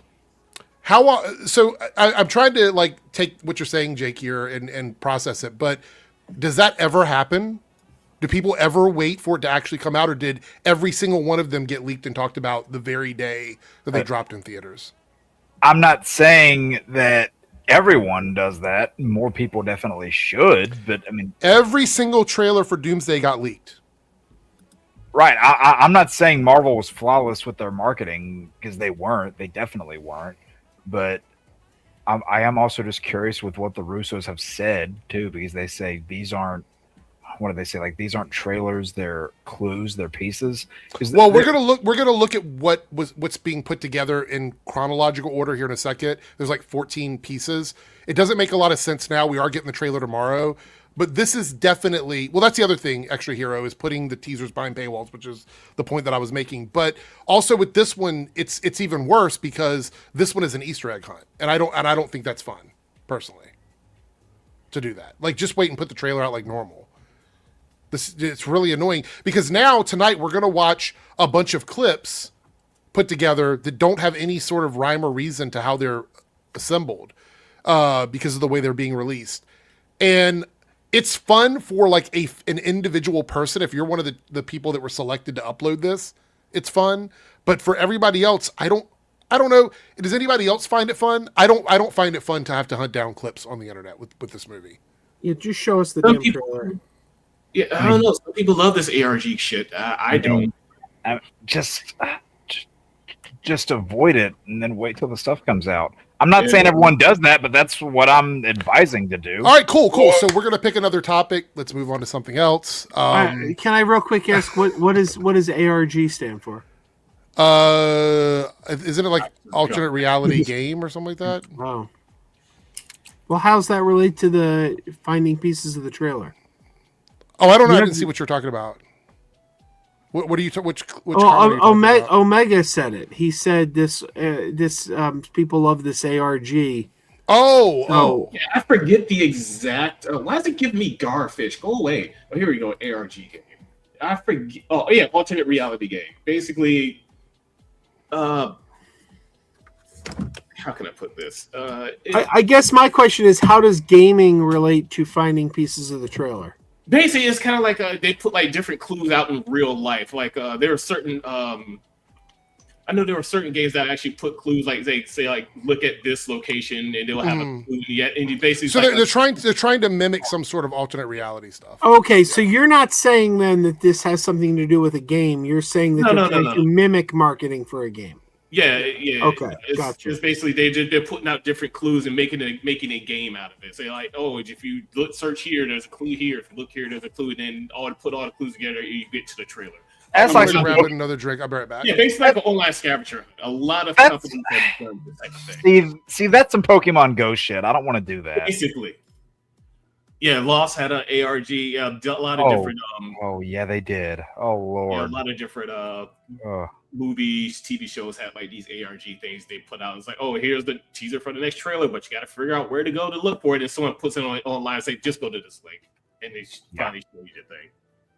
So yeah, just wait for someone to actually solve the thing and actually just go to it. Honestly, I should just say people should not just put the leaks and stuff out there, because these things, especially Spider-Man, it's going to market itself just fine. Like it's going to make money. I have no doubt in that whatsoever. And as far as that stuff coming out there, I mean, would you really want that experience ruined for you to see a bad quality image of something that's 2 seconds when you can just wait a day and see the official thing? I don't know. Maybe I'm just old school. I'd say like a lot of people like that type of thing. I sure as heck don't. Hell no. I got other things to do with my day, and I'll just wait to see when the thing comes out. It's like, yeah, I have a job. I got so much shit I got to do. It's like, just fucking wait. Like, yeah. My brain just doesn't work that way. No, dude. I wish I had the time to invest into shit like that, but I don't. No, I was kind of like freaking out earlier. I saw something on Twitter. Somebody was like, "Oh, why is Jason Momoa's in this?" Or like someone was like, "Oh, they're resulting to the same comic book slop." I'm like, motherfuckers. Wait. Say that last part again. No, people were talking about how Dune is resorting to comic book slop by bringing characters back to life. I'm like, oh, okay. First of all, this book is 50 something years old. Not to talk about Jason Momoa being in Dune 3 again, even though his character died in the first movie. Oh, it's like, no, I was going to tell you right now, he's a Gola. Golas are basically clones, but from corpses. Okay. Clones. There's a difference between clone and Gola in the Dune universe. Clone is a clone that you get from living tissue. Gola is which basically they take a corpse and take the DNA from that and then make another body. Clones have the memories of the previous person. Golas do not, but they may surface later. Okay. It's a whole thing, man. Yeah, Dune universe nuts. Yeah, I saw parts of it. I watched the 2 movies, didn't really care for them, and then when it came to the show, I was like, oh, I actually kind of like this. Dune Prophecy is pretty dang good. Yeah, Dune Prophecy is like 10,000 years before all this was. Yeah, Prophecy. I don't know why I was thinking fucking Messiah, but the show is pretty good. Messiah is the next book. Yeah, Messiah is the next book after just Dune, Messiah, then Children of Dune. Yeah, I was thinking of Prophecy earlier when I said Messiah. I don't know how I fucked those up, but yeah, Dune Prophecy. I can't wait till the next season. Do we have a date on that? I don't believe so. Oh, thank you, Jay Caselli. Yeah, they were commenting on the Spider-Man 3 shirt. Because I know before when the second movie came out, I was like hoping we were gonna discuss that when it came out. Because like I say, I'm being a huge nerd for the book, but it's like that never fucking happened. What year did that come out again? 22. Damn, it's been that long. Yeah, God damn. Yeah, I was still at my parents' house. 2022. Yeah, because that came out. Yeah, that's when I had to move back in with my parents back then. Yeah, it's been out for a while. Yeah, and you got a lot of people having to do that in today's economy. Check the private chat if you haven't checked it yet. Check the private chat. So since we were going to spend a whole segment talking about the clips from Spider-Man, and now it seems like nobody wants to do that, is there anybody have like another topic to talk about? I mean, we were going to look at the clips to try and talk about them, but you seem to not be interested in it, and like, yeah. I'm not trying to yuck anybody's yum. It's just, I mean, we're on a show where we speculate about stuff, and I feel like coming out and going, I don't have time to do it, I have a job and stuff, feels a little demeaning towards like just what we're doing in general. No, I mean, I'm down to speculate about stuff all the live long day. It's just like I was talking about the whole ARG thing. It's like, yeah, I'm not. No, I wasn't talking about you because you weren't saying anything. Like, I don't know. It kind of like I was excited to talk about it, and then you kind of swooped in and took the wind out of the sails when you were like basically poo-pooing it, and I'm just like, well, then like, should we even look at the trailer or the teasers or anything like that? I mean, what's the quality on them for one thing? Like, can you see? I mean, they're official releases. They were just hidden throughout different social media accounts. And then today you had to hunt them down and put them together. Somebody on Twitter did it. So I found the one thing that put it all together. We're going to watch it and speculate over it. But I mean, if they're official releases, it's fine. I just don't want to see like an upload of like a bad quality of somebody recording some shit from their phone and you have to like piece together like bits of a trailer out of context. But if it was official released by them, I don't have an issue with that. Well, that's the thing is these are just little scenes that you can see to see what the movie looks like. Oh, okay. And I was saying that, and my discussion was I didn't find it fun trying to hunt them down, but somebody compiled them all together so that we could watch them.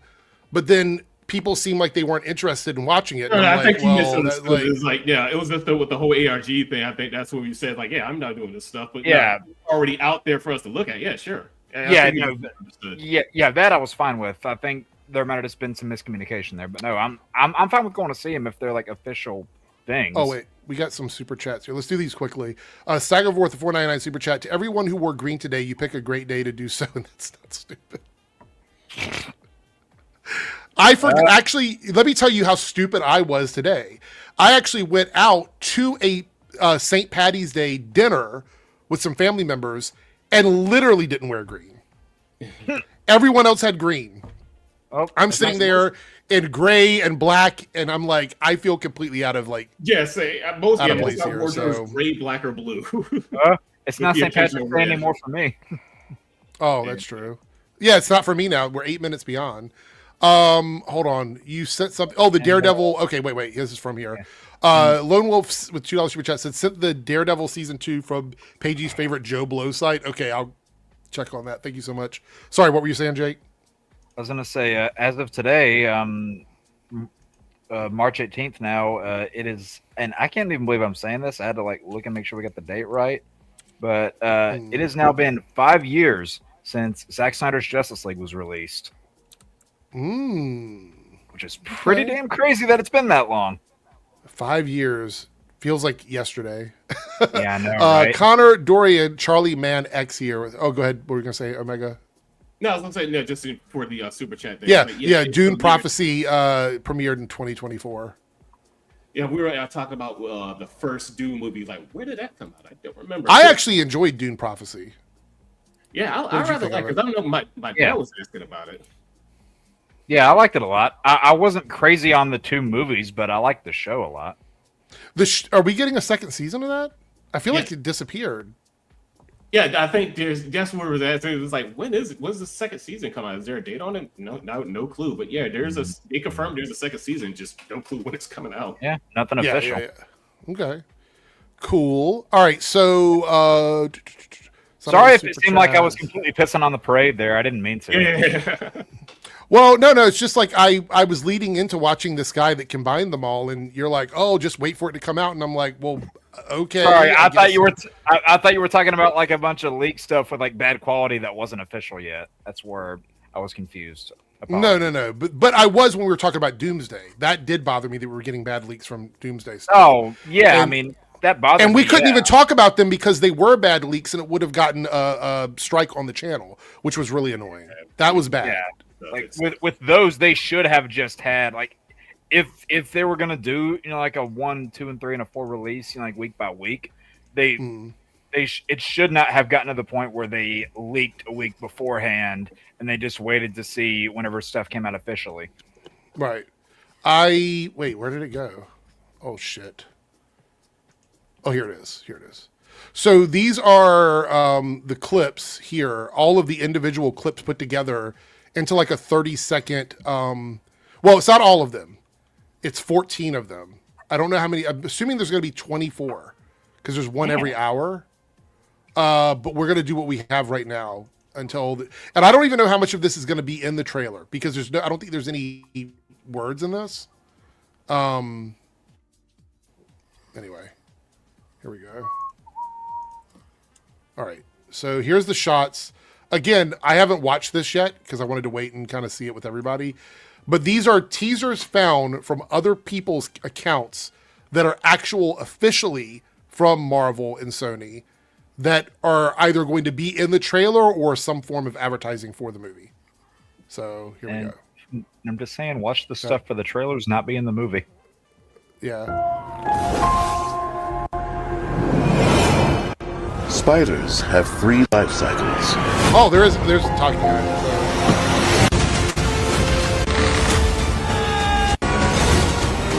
To threats. And for those spiders who... See, this is what I'm talking about. Is that Keith David? Yeah, sounds like him. Yeah, it is.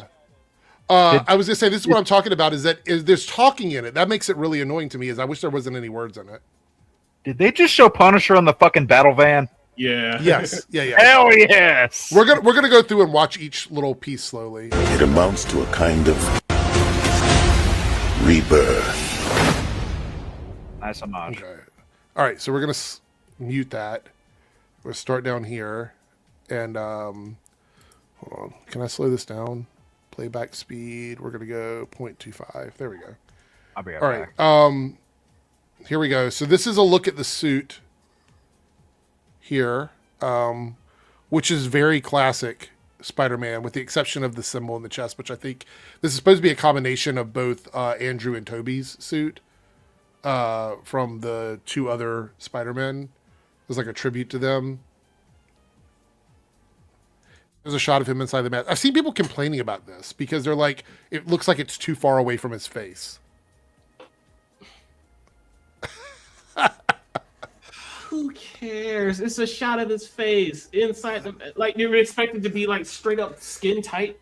I mean, I think they did because, and also when we see Tony's face inside the Iron Man mask, that's clearly not his face inside the mask. It's like a wide angle lens showing his whole face. So anyway, let's continue. And we see the explosions in his eyes reflecting. And then we get this shot. Where is this? Just some warehouse, I guess. Here's him. This is the shot we were seeing filmed on the street. I love this suit, by the way. Holy shit, I love it. Am I the only one who actually liked the Iron Spider suit the best? No, I like the Iron Spider suit, too. I hate that suit.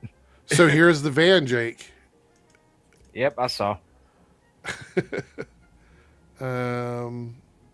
like, wait, what the hell did I hit? Who is this? This isn't Punisher, right? It's probably Scorpion. Crow? Oh, you're right. It probably is Scorpion. All right. Explosions. Key to the city.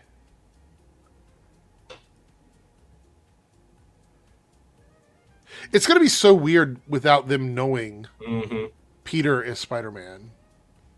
It's going to be so weird. I think they're going to... Something's going to happen to the way they remember him. Do you think... Okay, so it's magic, right? So it's hard to, like, sort of nail down how magic works in all cases. Do they just not remember all of the stuff they did? I just don't know. Like, how did it give them a new set of memories? Do they have like different memories? Because if you look at the other Spider-Man movies, all of them and everything that happened with the Avengers, Ned was heavily involved with what Peter was doing. And MJ obviously was dealing with a lot of the stuff when they did Far From Home. She was with them on that. So, like, do they just not remember that at all? Or it's probably like some sort of screen memories, or when they actually try to remember what they did, like things are just fuzzy, and especially Peter Parker's face is probably just a blur to them or something. That's just my speculation, my guess. Well, no, like Ghost Bumble says they remember doing everything they did with Spider-Man. They just don't remember ever knowing who Peter Parker was. That's a conflict, though, because how would they help Spider-Man if they didn't know Peter Parker? Yeah. Do you remember the controversy when this happened in the comics? Yes. Do you remember what Marvel told J. Michael Straczynski?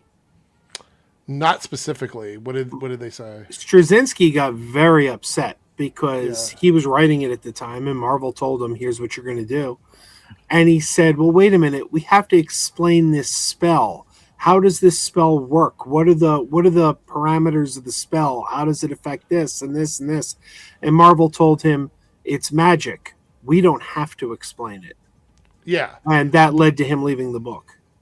I don't blame him. I don't like that at all. Because, look, I understand magic and the concept of anything is possible. But even with anything being possible, you still have to have some sort of, like, parameters when you're writing it. Yeah. Like, in practice, if somebody were to walk into my kitchen and change all of my food to pizza, like, that's magic. You just changed all my food to pizza.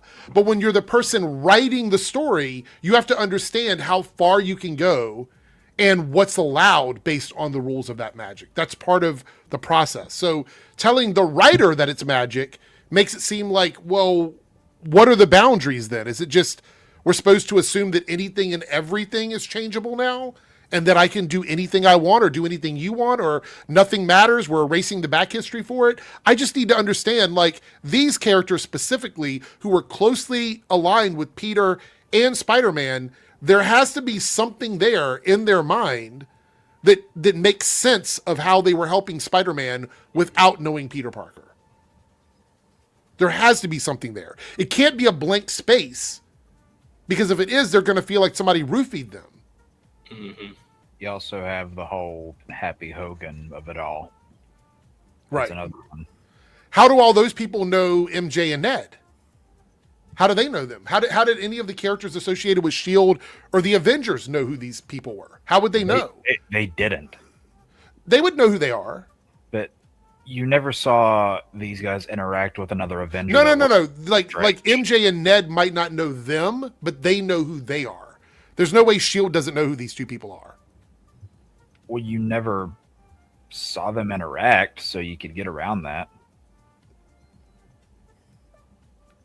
How? I'm just saying, you never saw S.H.I.E.L.D. interact with them or acknowledge them. The only bigger than Spider-Man character you saw interact with those two was Doctor Strange, and even then, that's kind of a wild card. But Doctor Strange would be acceptable because he would interact with Spider-Man. These two characters wouldn't necessarily have a reason to interact with Spider-Man. Like what I'm saying, has like a file on these two or something. Maybe. Well, no, that's what I'm saying. Like, if S.H.I.E.L.D. has a file on them being associated with Peter, this is what I was getting at, Jake. They would be in the book somewhere. Did all those books magically get rewritten too? Like how far does the magic extend? Yeah, see, there's a written record somewhere, and then with everyone's being memory wiped, it's like, wait a minute. Maybe it got switched from being associated with Peter to being associated with just Spider-Man, and Spider-Man's identity is a mystery. Okay, so let's follow this backwards, because I feel like we're not really thinking about this logically. How the fuck did these two characters ever interact with Spider-Man without knowing Peter? Make it make sense. It doesn't. It makes no sense at all. I imagine yeah, probably not. That's what I'm saying. Like, my issue with this isn't that the magic did what it's supposed to. If they forget that they ever knew that Peter was Spider-Man, Cool. That premise I understand. But what about all the other stuff that comes along with that? Like, there's a lot of stuff that happened where it's like, how the fuck does this make any sense at all? I just... Lone Wolf, the reason why I'm focused on it is because I love lore. I love backstory. I love this kind of stuff. And as someone that spent a lot of time reading about it and memorizing all this stuff and being invested in it, to have it wiped away with no explanation on where that boundary starts and ends, it makes it frustrating for me to go into this movie, because what do we know about how much they do or don't know about Spider-Man? And here's the even crazy part. What if they don't remember ever working with Spider-Man?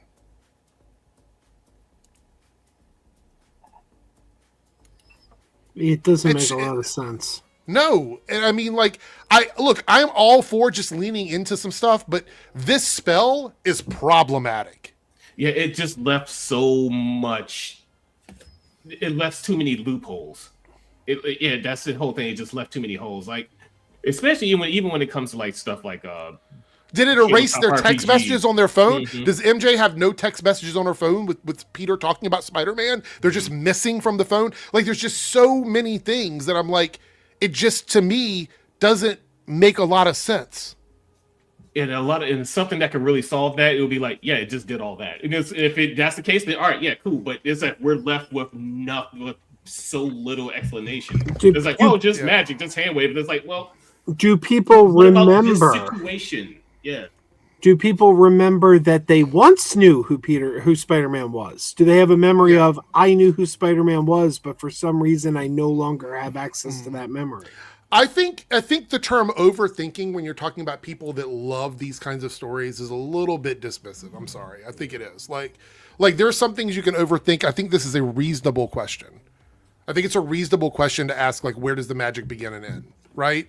Because someone else brought it up in the comments here about changing personalities. If you think about it, when I was in high school, there are things that I formed as part of my personality that became a foundation of who I am as a person. And a lot of that had to do with the people that I knew and the associations of people in my life.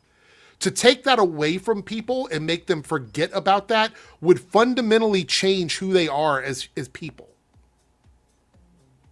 Those are your formative years for a reason. They're called formative because it is the foundation of who you are as an individual. Right. So we're talking about taking two characters that spent their high school years with Peter, with Spider-Man, and going, all of a sudden, they don't remember any of it. It's just, look, I'm totally, like, we're going to go see the movie. I'm sure they're going to try and make it work out in the movie and make it simple. And I hope they do. I really do. Because I want this movie to knock it out of the park. Oh my God. Lone Wolf says Jean Grey will fix it. They've had 4 years to come up with a solution. So, Yeah, Jake, what if Jean Grey comes in and goes, I'm going to reveal something that you forgot. And then just like, all of a sudden, gives everybody their memories back. I am tired of those. I'm Yeah, tired this of is like rumors. I'm tired of those Sadie Sink rumors. No, this is like a wish spell in D&D where it's like, oh yeah, I wish for this. Well, okay, did you account for this? Did you account for that? And it's just the whole thing just kind of backfires on you. That, in a way, that's kind of how this is. It's like, oh, he did just erase me from people's minds. So it's like, it's like the spell didn't go far enough, and they didn't explain exactly what happened because of this spell. It was like, that's why we're having so many issues going on. I was like, well, what happened with this? What happened with that? Like, they didn't do enough. Maybe we'll get a reverse Superman 2, and Peter will kiss her and her memories will come back. Oh my God. Could you imagine? Could you imagine that? Kevin here with a 199 super chat, also a channel member. Thank you so much. It may be Scorpion, which is what Jake was saying about the character we saw in the room with all the computers and stuff around him. Yep. I wouldn't be surprised. Lone Wolf here with a $2 super chat says, Boba and I joked, what if MJ's new boyfriend is Paul? Paul Atreides. Oh, no, geez. Paul, the comic character. Yeah. Oh, okay, never mind. But that's actually funny that you bring that up, Paul Atreides. That would be hilarious, honestly. Tell me, Chalamet, I didn't know you was in this movie. Cameron here with a $5 super chat. Thank you so much, Cameron. DC is doing an Elseworld story called Superman Father of Tomorrow. Instead of Superman getting sent from Krypton, it was Jor-El who was sent to Earth. Is that the same one that has Kara and baby Kal-El? Is that the same story? I saw something about that. Like, they're doing a new take on the backstory of Superman. That's interesting. I don't know if that's the same thing or if it's two separate things, but I did see that for sure. 100%. Wasn't there some comic where it's Thomas a different was Elseworld. actually Okay. in contact with Jor-El? They were actually communicating back and forth or something like that. Stagger War says if Spider-Man does play a role in Avengers Doomsday, maybe they could explain some of the unanswered questions there. Look, this is what I think. I think that there's going to be no reason to answer any of them because we're going to get that soft reboot in Secret Wars anyway. Oh. So I've told you guys that I've told you guys what my Spider-Man related theory for Doomsday is. I have, haven't I? yeah, you mentioned it.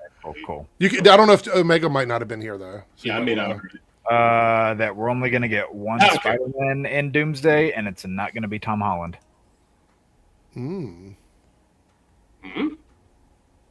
That's my theory. Is MJ dating Ned? Is that what we're seeing here? All right, Maybe. so this is really interesting.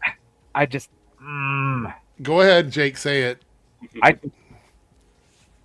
would have liked at least one movie without these characters to make the ending of No Way Home feel more impactful. Is this going to be a kissing scene where they were saying that like he's going to wake up her memories by kissing her? God. Is that what we're going to get? Maybe what we talked about before actually is like the reason why the spell breaks. And it's like, well, it was too broad and it just somehow breaks and then they somehow start to remember. I don't know. But then wouldn't that fuck the entire multiverse? Yes, which isn't that why we're getting a bunch of incursions and stuff, or about to get a bunch of incursions? Yes, I think this may. And what if this is the catalyst for it? What if he fucks with that spell and the incursions that they tried to stop just start again? I'll be honest, I think the whole catalyst for, like incursions and stuff in the first place, I think it all started back when Steve went to go live in the past, and that's why we're going to see him in Doomsday. So what about Spider-Man being an anchor being or whatever? They've never said he is. No, I'm saying what if they do establish that though? The anchor. That whole concept of anchor beings makes no sense. But it's magic, Jake. It's all magic. So That's just magic. We ain't got to explain shit. So here's the shot from the trailer or the teasers we see. That is like the cover here from Amazing Fantasy. 15. So obviously there's differences, the webbing under the arms, but the colors, the red and the blue, seem to be pretty similar. It's a little bit lighter in the blue, but a lot of people are saying the color looks muted in this shot compared to the comic. But I think what we saw in the daytime, the colors are quite bright, right? Yeah. So I don't really have too much of an issue with that. It probably just has something to do with the time of day it is. Yeah, it's very cloudy, as you can see. So we have that. But a little bit of homage here to it, which I think is kind of cool. Let's see what else we got in this teaser here. Swinging with the web shooters. By the way, do you like them good, the web shooters outside the suit like that? I'm fine. I don't like it. Sure. Yeah. See what Not a else we huge got. war against it or anything. Oh, that was the last one, I think. Yeah, that was the last one. So we will probably get a better look on Thursday or tomorrow, actually. We'll talk about it on Thursday. Because they're going to release the whole thing. So that's kind of cool. All right, let me go ahead and make the poll for today. And we're going to use some of the options you guys put in there. Yeah, I kind of just piggybacked off one and expanded it. Okay, cool. So, overall thoughts on the promo? Do you guys want to give your opinions on what we saw so far, or? Seems interesting. Well, Yeah, I'm looking forward to seeing more. So yeah, it's got me interested. I am for Well, sure. more so than I would usually, but whatever. Yeah, I'm definitely interested, and I have no doubt that this is going to make money. It's Spider-Man. I'm excited. Do we I think just wish Spider-Man they- still? Oh, go ahead. Sorry, Joe. I was just gonna say, I just wish they didn't do this BS and just showed it to us. Oh yeah, I agree with that. Do we think it's going to make $1 billion still? Maybe. If anything's going to, it's going to be Spider-Man. Hold on, let's see here. Create the poll. I don't know. Yeah, the last 2 Spider-Man films live action did, but those were kind of anomalies in the time they came out. Yeah, I'm more excited for Dune though, because again, I'm a huge. That means as much as I love sci-fi, that is one of the pillars of sci-fi. Everybody copies off Dune. Hey, I mean, you have your favorites. I mean, I'm talking about just the book itself. Like, it's either Dune, Isaac Asimov, and I'm sure there's a few I'm missing there, but those are like the 2 like main franchises that everyone in sci-fi branches off of. Yeah, I mean, hell, Isaac Asimov's Foundation came out before Dune, and that's very much like Dune bit off so much from that. And then Star Wars bit off of Dune, so it's like there you go. Yeah. Are we going to get a Doomsday trailer in Spider-Man? I wouldn't be surprised if, I mean, maybe in Spider-Man, but I also wouldn't be surprised if whenever they re-release Endgame in September, there's like a secret scene from Doomsday at the end of those screenings. Oh, I wasn't aware of that. Yeah, they're at like the end of September, they're putting Endgame back into theaters. Huh. I guess as a refresher for people, and also for people who missed it the first time ago. All right, if you're in the Reloaded chat, here are your options. Top 3 best game to movie adaptations. Top 3 worst game to movie adaptations. Those are 2 different options.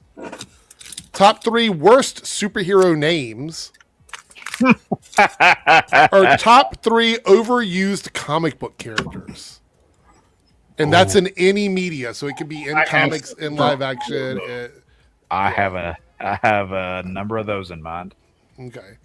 Yeah, also, I wanted to like be more specific when it came to the movie to game adaptation. Yeah. Go ahead. Well, comic movies. Okay. It's too because it's too easy and there's so many, especially nowadays. Okay. We got a $5 super chat from Lone Wolf. Have you seen the Black Cat Rivals trailer? It's Goon level 9,000. Okay, let me look this up. I'm worried. Is it safe for you to show on YouTube? Well, I'm pretty sure it's on YouTube, so let me look it up. Oh my gosh. Because I've been known to even, make some Mjölnir stuff. When I typed in Black Cat Rivals, the second thing that came up in the autocorrect was Black Cat Rivals edging video. Wow. And I was like, I'm not clicking on that one. That doesn't shock me. I'll make it like, I don't know about you, but I might. For research purposes, We're going to watch this trailer. Why was that the auto thing on Google? That's weird. Okay.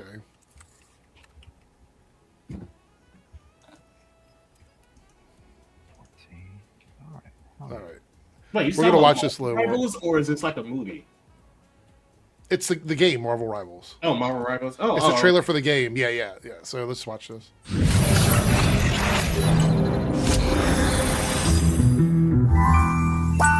Our city is under siege, and these vigilantes threaten us all. Oh my God! Look. I will end this game. Every shot is from the rear.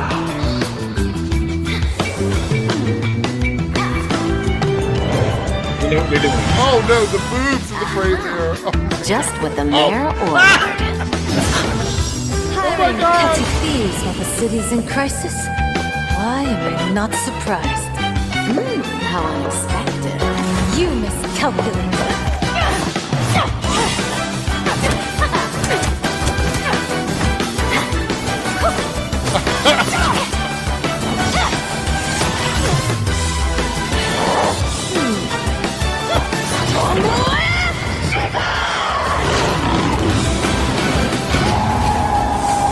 Don't cross my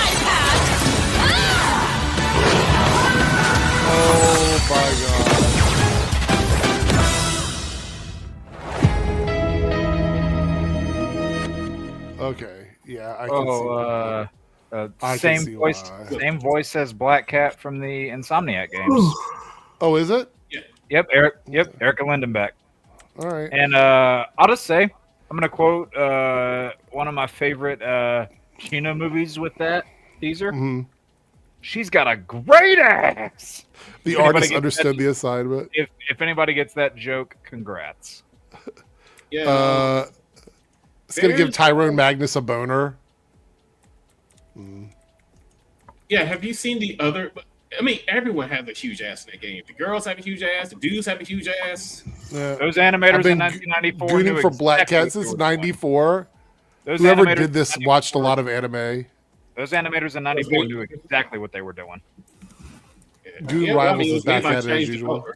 That's so funny. That's fucking hilarious. Oh, good. I'm glad people are getting the joke. Good. Okay. We have one more topic, and then we're going to wrap things up tonight.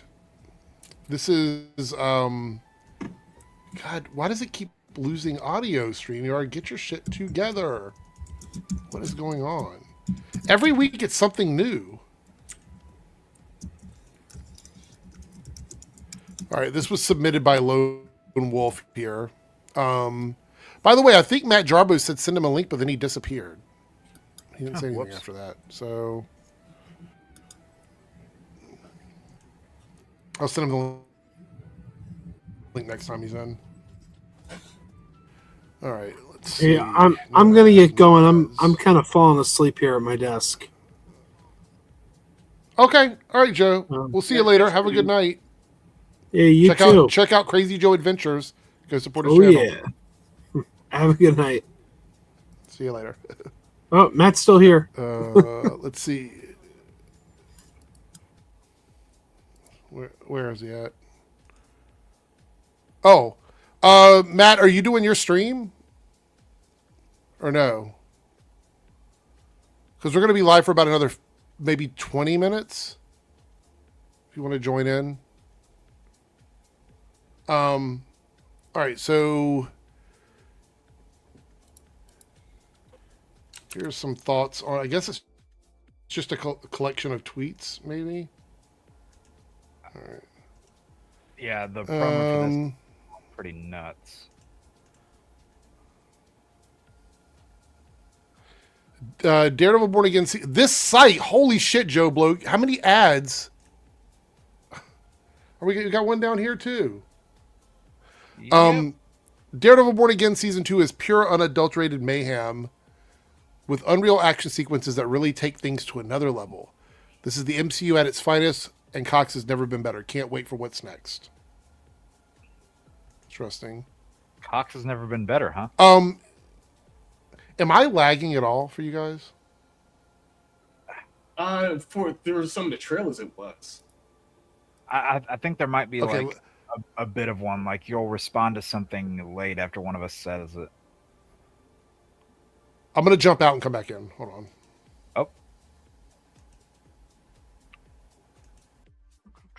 Oh, Omega, it's our show now. Oh, yeah, that's right. What are we going to talk about now? Oh, yeah, okay. How do you want to wreck this? So on a scale of 1 to 10, how much was everybody gooning for Black Cat in that teaser? On a big out of 11. No, I'm going to start gooning right now. Well, I hope Eric wasn't planning on making money off this stream. No. Let's see. Let me do this. Copy.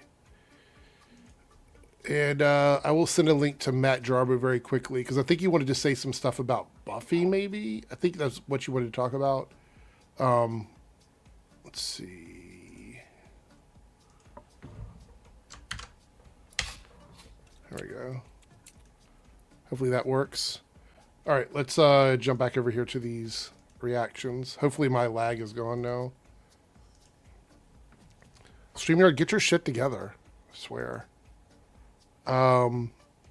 Let's see here. Daredevil Born Again Season 2 is a complete 180 from Season 1. Bigger, brighter, and brilliant. Cox was born for this. Cox was born for this. Born again. And Yeah, and Karen has become the show's beating heart. Ann Wolf's portrayal is insane. Jessica Jones is back, giving me goosebumps. One of Marvel Television's best seasons ever. I think Matt has jumped in the back. Jumped in the back. Let's pause on that one. He's in the green room. Pause on that. Hey, man, don't threaten me with a good time. I know, exactly. It was like an invitation. Welcome to the show, Matt. I think it's the first time you've been on the Nerdcast. So we've maybe, I don't even know. Yeah, I think you've been on other streams with me, but this is Okay. a separate thing. So I never know who's streaming on what anymore. So yeah. Black Cat is thicker than 2 Steve Harvey suits. Oh, okay. Well, there we go. This is the Nocturnal Beard Cast. Okay. Well, there, that's the way it works.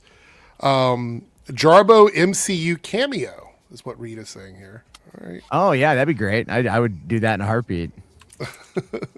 By the way, how are you doing? How's it going? Coming off of being sick. Kids were sick all last week. It's just been there's something going through this whole town. Okay. So and then just you're I'm good on my now day though, off. right? Yeah. I'm just tired. Work has been interesting. So it's not non-consistent hours, and they go real long.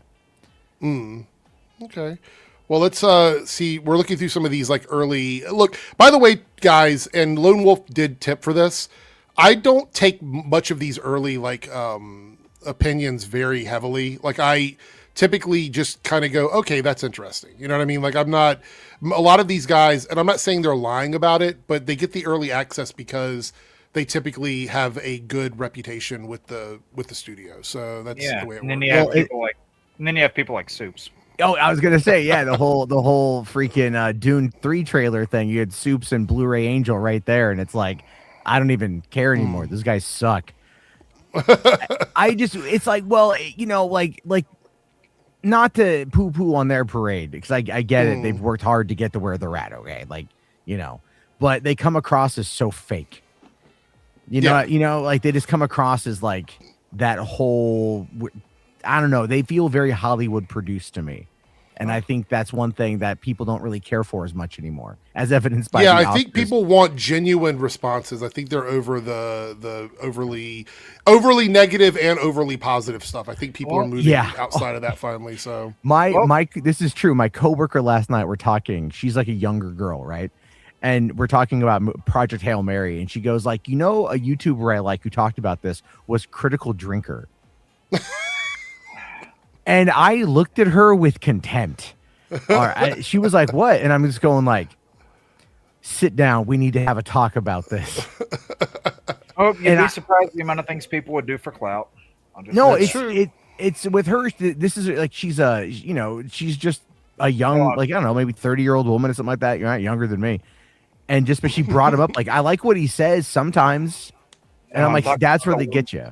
I'm talking about the ones who sound studio produced. You'd be surprised. Yeah. No, I mean, I've been to some of those Hollywood parties. It's like cocaine's a flowing. Daredevil, this is Christopher here. It says Daredevil Born Again Season 2 is more brutal, darker, and vicious. Charlie and Vincent continue to put up their dues. The action is ramped up. And new faces, Matthew Lillard, which I'm actually excited to see him in Daredevil. See what else. That's it. That's the early ones. Look, I have very high hopes for season 2, particularly because it's the first one we've had that hasn't had to like make a pivot. I know season 1 they had to pivot in production to make the show work because of what the strikes were going on, and they were putting it together, and it wasn't really working. And the original writing that said, "Hey, this sucks. Fix this." So with what you got in season 1, it was half of the old stuff that was still lingering, half of the actual good material. Yeah. So this is the first one where they're starting out with whatever they actually want to do with the show. Yeah. So I have a lot more confidence in this season. Isn't the only thing from the last season that was from that original set of 8 episodes they made was the bank robbery episode? Otherwise, as far as a full episode, as a full episode, that was the only one that was a leftover from the other stuff. But some of the story beats, like the law firm, some of the side characters he was working with, all of that was left over from the procedural. Oh, okay. You know what? Now I haven't thought. Yeah, that always felt kind of out of place to me a little bit. Yeah. Charlie Cox said he hated that episode. Oh, the one the in bank the robber episode. with Kamala Khan's dad, yeah, he said he did not like that episode. I liked it. I thought I enjoyed his energy. I liked the idea of him kind of there's because okay. Do you guys ever see a show called Burn Notice? Mm-hmm. Oh yeah, like Burn Notice is the shit. I remember. It is awesome. I It is. remember it's good. Yeah, I remember There's a it being whole good. episode where Michael is in a bank and it gets robbed, and he basically gets that whole idea of like I get to go full ham. There's like nothing stopping me. So he basically uses every bit of his toolkit. And I felt this episode of Daredevil Inside the Bank was very similar to that. I mean, so that's one of the reasons why I liked it. It was fun seeing him break Homeboy's kneecaps. That was kind of nice. Yeah, that was a good. Yes, that part was good. But from what I understand, the original concept for the show had very little of that in it, and it was more like law firm type shit. Like so, which feels like very much like a Bob Iger edict. You know, like I don't know. I don't know what's going on with all that company at this point, but we'll see what happens now that tomorrow is Iger's last day. That's true. Yeah, I didn't even bring that up. He is stepping down tomorrow. That's true. I saw that today. No, so. it's gonna be a brand new day. Oh, wouldn't that be funny if that was? Come on, that joke was too easy to make. Well, no, it does connect though. No, it does connect. The trailer actually comes out tomorrow, the full trailer, and that is the day that Bob Iger is stepping away. That joke was too easy to Disney. make. So, yeah, that was brilliant, Jake. Brilliant joke. Well, because Michael Eisner, his last words as CEO of Disney was "Go watch Chicken Little." You know, and that just, by the way, completely dates that quote to 2005. I don't want to look a pile of gonorrhea in the face. No, thank you. Oh, well, I mean, I like that movie, but I have kids, so I watch a lot of dumb shit. By the way, Jarbo, I'm not trying to put you on the spot or anything, but did you have any thoughts or opinions? Well, maybe I am putting you on the spot. Did you have any thoughts or opinions on the whole Firefly situation? Not just but the Buffy stuff too, like all of that. It all goes back to the same thing. Neither one of those shows continues without Joss Whedon involvement in some way or another. And I'm not even meaning it has to be that. It doesn't have to even be like like an above the line credit. But those are shows that were created by that guy. His voice, his fingerprints, his attitude are all over both of them. That's part of the long-lasting legacy. A showrunner oversees every single screenplay. So I've seen people go like, "Oh, but you got other writers that were like there and they understand those characters." And I'm all like, "No, they understand the plots that they were writing. It's Joss's job." Every showrunner does this, by the way.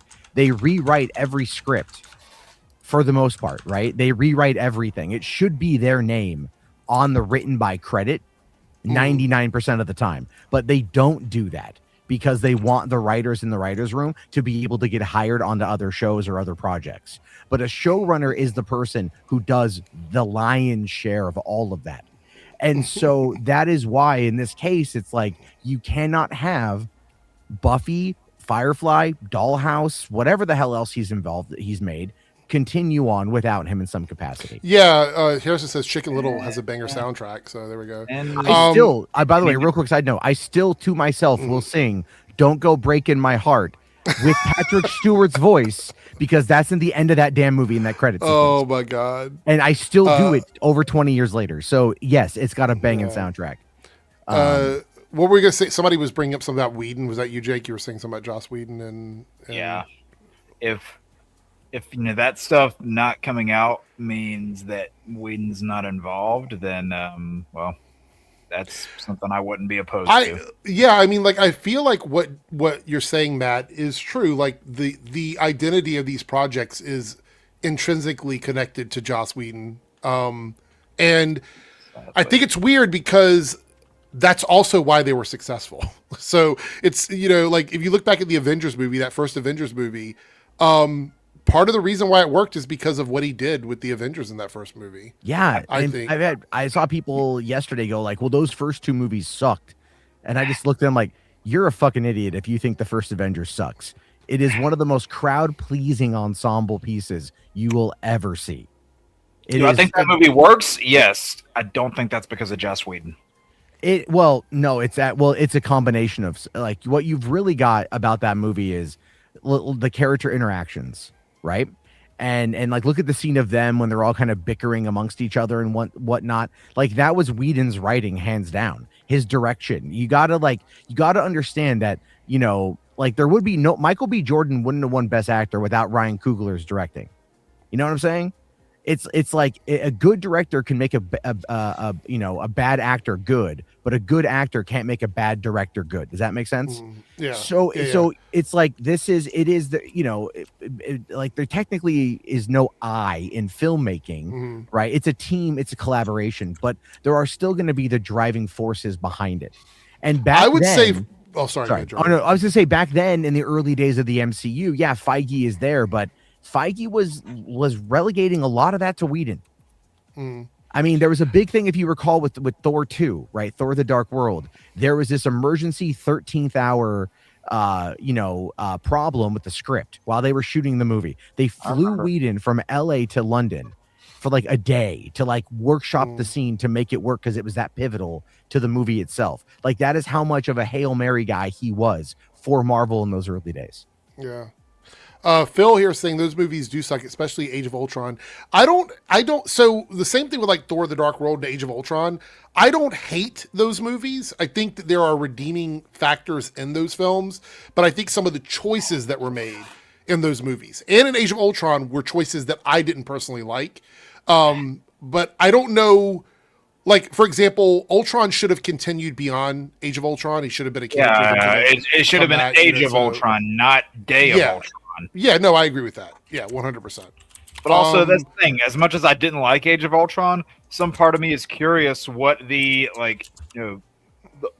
longer intended version of that movie would have been, because there was more that wanted to be done, but they were going to give less time to do it. Well, that was there's a lot of things in that movie that I really don't like, and you can really tell that some of the stuff in that movie, like the whole Nat Bruce thing, you can tell that has Whedon all over it, and you can tell it just didn't work. Well, that's because he was fucking Scarlett Johansson around that time. So, and I'll tell you this, my knowledge of that comes firsthand from a person who is very, very. Who was watching it? He was watching it. It's I'll DM you about that. Right. But we got here South Texas Shark with a $2 super chat. You know what is also stupid? Sand. Yes, you're right. South Texas Shark. So it's sand. It's rough. It's coarse. Goes everywhere.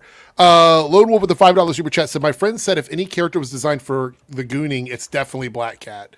I don't disagree with that. I think Black Cat is very any woman character associated with a cat is typically a character that is designed to look extremely sexy. Yeah, they're going to be the femme fatale. Where do you think the whole thing of a man looking at an attractive woman and going meow comes from? True. And then Lone Wolf with the $2 super chat says, I just remembered, and Jake's gonna love this one, Invincible starts tomorrow. So tomorrow. Yeah. So are you excited, Jake, for the show you're not watching? Invincible? Can I get in line now to not see it? I'm excited. I want to see it. What the fuck? I want to see Invincible. I haven't seen. Okay, Matt. I see. Yeah, thank you for that. Now I get it. Yeah, we were throwing back some beers in downtown San Diego back in 2014. So it was an interesting conversation, to say the least. Catwoman is another example. Felicia from Darkstalkers, definitely supposed to be reading material. Yeah. So God, I remember that one. Felicia, Morgan. Yeah, well, Morgan. Yeah, she's not a cat character, but yeah, definitely supposed to be reading material. So, wait, hold on. Donovan here, one of our favorite viewers, says, I hate this mindset that shows or properties can't continue with the original cast without the same exact showrunners or creators behind the camera, yet Born Again is proving you wrong on that very thing. Except for the fact that these projects that Joss Whedon were a part of were his, like he's the one that created them. And typically people would argue that you want the person involved with these new things who created those projects, especially if they're still around, they're still alive, and they're still capable of doing it. I'm not a fan of Joss Whedon as a person at all. However, like I said, I was talking to Joe earlier before he popped out of here. I just don't see how they can make these things without him being brought up in the conversation, discussed on the red carpet, like it's just bad optics for anyone involved, even if they want to bring those things back, because it does open the door to bring Joss Whedon back in. And as we said, it's a lot of accusations, but in 2026, we should know by now, perception is reality for a lot of social media. So all you have to do is accuse someone of something, whether it's true or not, and that still puts a red mark on that person. Well, I would also say, though, about the Daredevil comparison, that's not necessarily accurate because Drew Goddard created the Netflix show, but then Drew Goddard stepped off the Netflix show during its pre-production in order to go write the Sinister Six for Sony. Then it was given to Stephen S. DeKnight, who came off of Spartacus, a very maligned show until the end. I love that show, but the first season is not great. And then he came on, did the one season of that show. Then they had other showrunners for the other 2 seasons. So, and then that still built out Luke Cage, Iron Fist, Jessica Jones, The Defenders. What people wanted was a continuation of that storyline. And so with those actors, which is, guess what they got and what they're getting. So there's no definitive creative entity behind the show as much as there is the cohesion of the cast and the story and the universe. You know what I mean? It's kind of like looking at Marvel, the cinematic universe as a whole. If you look at like phase 1, right? Or phase 1, 2, and 3, the Infinity Saga, those are more or less going to be, to look at it as being each movie is an episode of a TV series of one season of a show. Yeah. Okay. And so you've got it where it's like, it's all producer driven. It's not creative driven. It's not writer driven. It's not director driven. It's producer driven. So the producer, in this case, Feige, oversaw the entire arc. And then we got the finale that he wanted to give us at the end. It's the same kind of thing with that. But you're right, though, about those shows being created by Joss Whedon. It would be like if they went back and did another Dr. Horrible sing-along blog without Joss writing it. Yeah. Or his sister-in-law and brother doing the music, who, by the way, went on to go become the showrunners of Agents of S.H.I.E.L.D. Yeah. It's that whole thing where nerd culture at that time, when it was in its infancy, before the nerds had taken over the world, Whedon was an icon. He was royalty. Yeah. They don't call it, like the Feige verse. It's the MCU, but they have the Whedon verse. Yeah, and if you go to any comic book convention, they still have those communities that love all of those things he created. They just don't celebrate him anymore. Sure, and that's fine. More about a celebration of the communities. Yeah. He's a jerk. Like the guy suffers from a lot of people in Hollywood, like the ego. Look at Timothy Chalamet. He made that one comment. Right, just kind of an offhand dickhead comment, and then they literally mocked him to his face the entirety of the Oscars the other night. And it's just like, and I don't think any person is right in that particular regard. But it's just that's how the nature of this business operates. And Harrison said it's not worth the potential PR nightmare that it could cause for them. And that's the point I'm making. I don't care if Joss Whedon stays canceled for the rest of his life. If they bring him back and try to bring him onto something, you don't have to support it, whatever. I don't care about any of that. I'm talking about from the statistics of or the idea that he would come in and they would not ask about Joss Whedon at every turn. That's what everybody would do. And that actually brings me to Extra Heroes comment here about the Harry Potter TV show with Joe and the Star Wars Without George. I can't go a day without hearing how George Lucas needs to come back to Star Wars. Like, it's literally one of the things that people say every time they complain about new Star Wars is that George Lucas needs to come back. Or when they complain about Star Trek, that Gene Roddenberry is no longer alive to be in charge of it. Or with Harry Potter, like, yes, Harry Potter could be successful without J.K. Rowling. But the point is that people still connect her to things that she's not actually connected to. Well, so she my is an point executive being producer, and she oversaw the casting. She is, but even if they separated her from something, people would still ask about her. Like, think about this. If anybody took a job doing something Harry Potter related, the first thing people would want to know is if J.K. Rowling is connected or not. And then even if she isn't, whether or not the actors actually agree with anything that she says. Those are always the questions that get asked about anything associated with Harry Potter. And I think anything Firefly related or Buffy related, we would end up hearing the same stuff done on red carpets and in interviews. A Hollywood Reporter, Deadline, Screen Rant, all of them would want clickbait about this. That's what they would want, in my opinion. Oh yeah, they would. All those actors are going to have a canned response of, he gave us his blessing, but he's not involved. And then, but there's always going to be that question of like, well, how do you think he would like this? How would he like this? Did he see this? Have you shown it to him? Little things like that are going to more or less be the same question asked different ways. And you're right, because it's clickbait. Also, I want to point out that now they're talking about Rod, his son. Like, now they're talking about him and what he thinks about modern Star Trek. So my point is that when somebody creates something and there's still some connection to them alive with us right now, whether it be their spouse or their children or whatever, it's always going to be, what do they think about it? What do they think that their dad would say about it, their wife would say about it, their husband would say about it?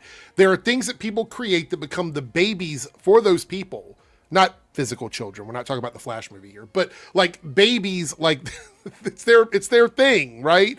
And so they get connected to it. I just think from the standpoint of Firefly and Buffy, nobody wants that smoke. Not Disney and not Hulu. They just don't. And it sucks because I do think we could get some good stuff. I'm not saying Buffy would have been good. I don't know. We haven't seen the pilot. I know there's a lot of script stuff going around. I have no idea if it would have ended up being good at the end of the day. I don't know. I don't even know about the Firefly thing. But I just think that from a studio standpoint, they just want to stay away from that stuff. Especially now with everything that's going on politically and culturally. Like, nobody wants to be involved in anything. They're like, we're not associated with any of this shit. Can we just make a TV show that has no controversy whatsoever, or a movie that has no controversy? What's that line from The Incredibles? You're not affiliated with me. Yeah, exactly. Yeah, I feel like they're trying to get away from that. The last thing Disney needs to do, whether it's Disney or Hulu or their Fox division, is have something connected to someone that has been canceled. Because even Paramount doesn't want that. Look, they don't even want to be associated with that shit. So, like, it's just, it's a bad time. Well, I'm going to disagree with you there because, Brett Ratner coming back for Rush Hour 4. I mean, we'll wait and see how that promotional cycle goes. I don't think it's going to be very good for them. But I mean, he was out there because he did direct the Melania documentary. Yeah. So, but people already hated that for other reasons. It didn't matter who was associated with that. It was, but I think it's like right now. I hate to say it like this, but I think if anyone was going to get uncanceled, now is the time. Okay, maybe just because of where we've seen like all Max Landis ain't getting uncanceled. That's for sure. So. I'm telling you this right now. Max Landis and Joss Whedon haven't not been working. You know what I mean? Like, they're absolutely doing uncredited. You know what, Matt? People have said that they're probably doing what a lot of people in Hollywood do, which is get paid for like ghostwriting stuff or using a pen name or giving credit to someone else. Like, definitely they're making money somehow. So, I mean, Max Landis, I don't know if he can, like the biggest thing with him is when he said that there are some accusations that are true without saying what those accusations were, only makes it worse, because at that point, then people are going to immediately go to the very worst thing that's imaginable on that, and it's a fickle thing for social media and Hollywood and stuff. It's, I don't know what the answer is to it, to be honest with you. Like, so, by the way, this is the 15-minute close down shop. We're going to stop in about 15. But I want to give a shout out to RL Morales in the chat, who did send over a Cash App for $30. Thank you so much, RL, for supporting the show. I do appreciate that. And also, I do want to talk about Extra Heroes comment here. I disagree. During the Trump era, people who are canceled are being given more chances. But it's very, very nichely connected to the Trump and MAGA movement. Like, this isn't people who are all of a sudden getting welcomed back in with open arms to everyone. There's an entire pocket. I don't want to get political here. I don't. Come to the Codecast tomorrow if you want to ask questions about that. But there's an entire segment of culture that we have right now that literally pretends to be MAGA because MAGA people throw money away. Mm-hmm. They do. There are influencers who, matter of fact, you know what? I got some time here. Hold on. I want to look at this tweet here. I actually saved this because I was going to bring it up in one of the other casts here. But there's an entire group of people as influencers who literally troll MAGA for money. And we know this. So I do believe that anybody getting uncanceled at the moment, they're only getting uncanceled within a specific niche group of people.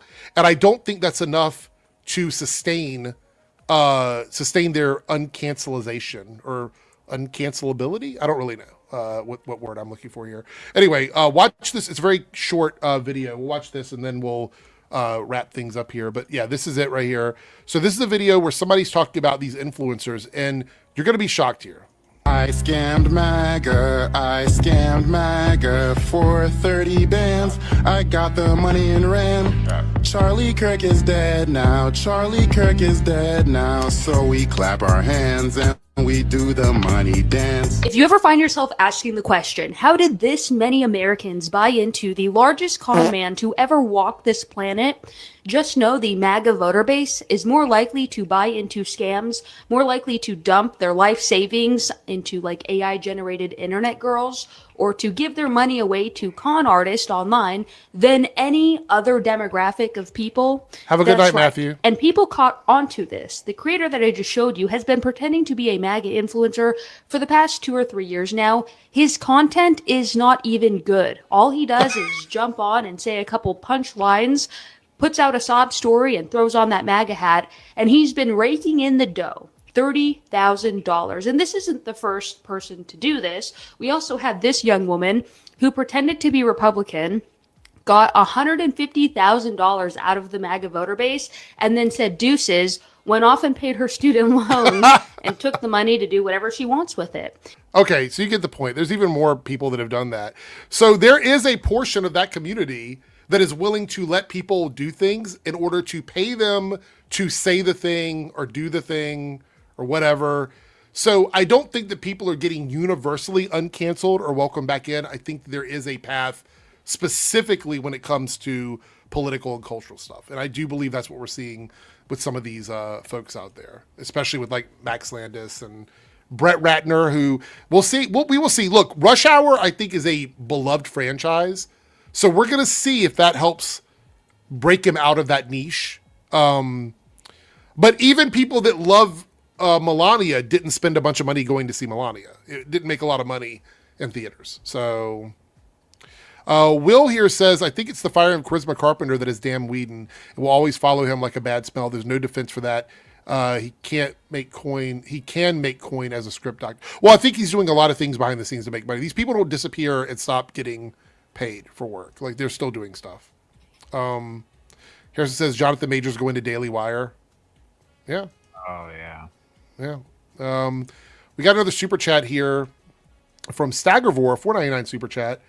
I think an animated reboot of Buffy as well as Angel based on the comic book follow-ups could have worked. I would be okay with that, but I'm still going to go out on a limb and say that nobody wants to touch anything associated with Joss Whedon. I just... There would still be comics right now of this if they wanted to. They're just not.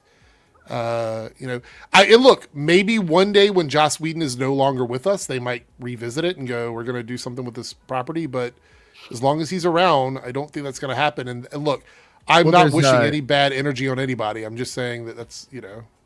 Well, there was also a Buffy audio drama that came out in the last couple of years.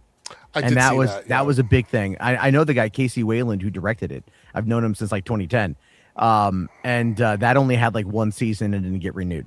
You know what I mean? And it's like, that's what that's another reason I wanted to bring that up is like, you can imitate, but you can't recreate, it's going to be a thing.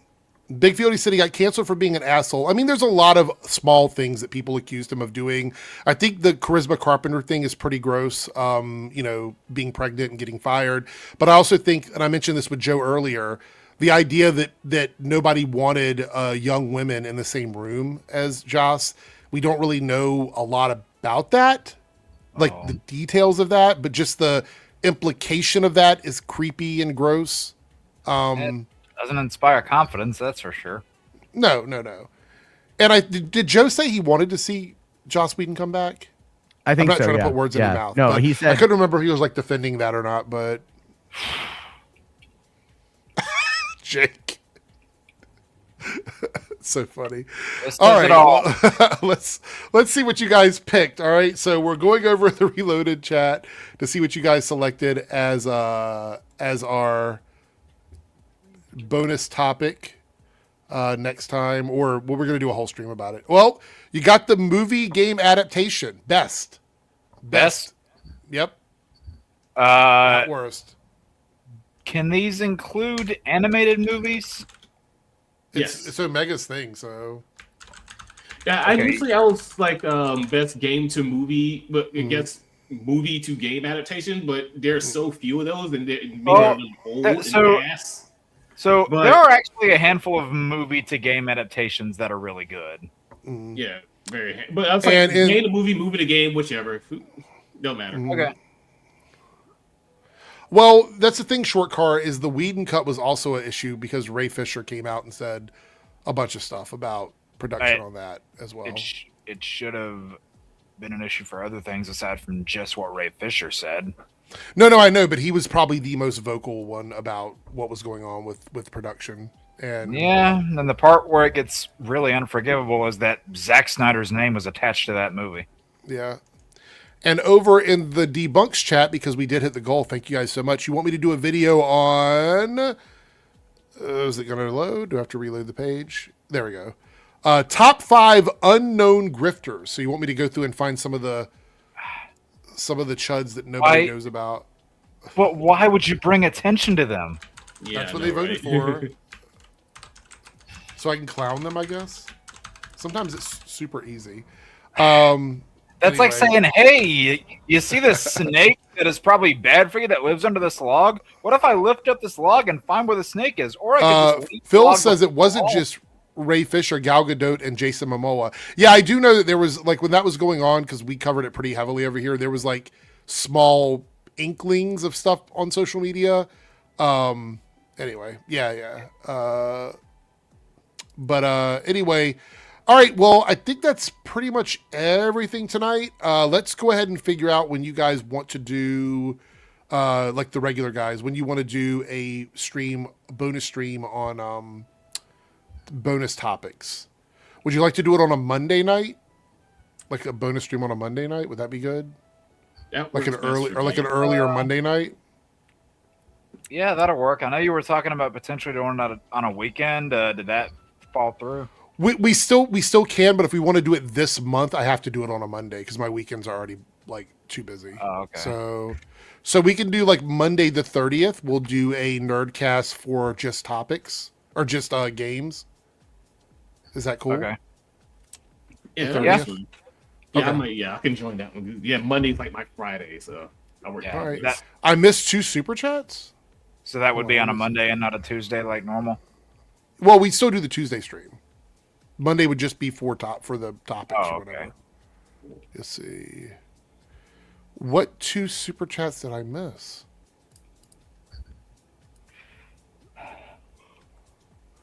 I'll pull them all up. I think I've answered all of them. Here we go. Yeah, this one. I did talk about that one. Dune 3 trailer. We talked about that. Talked about that. Talked about this. This. This. That.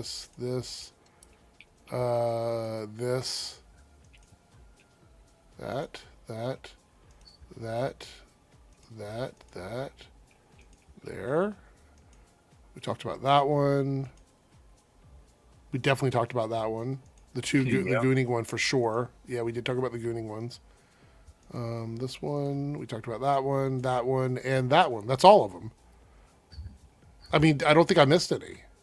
I saw the Black Cat thing, and it just made me glad that Jennifer Hale, who did Black Cat back then, I'm just glad she's still doing work in the Marvel world now because she's Jean Grey in X-Men 97. Mm-hmm.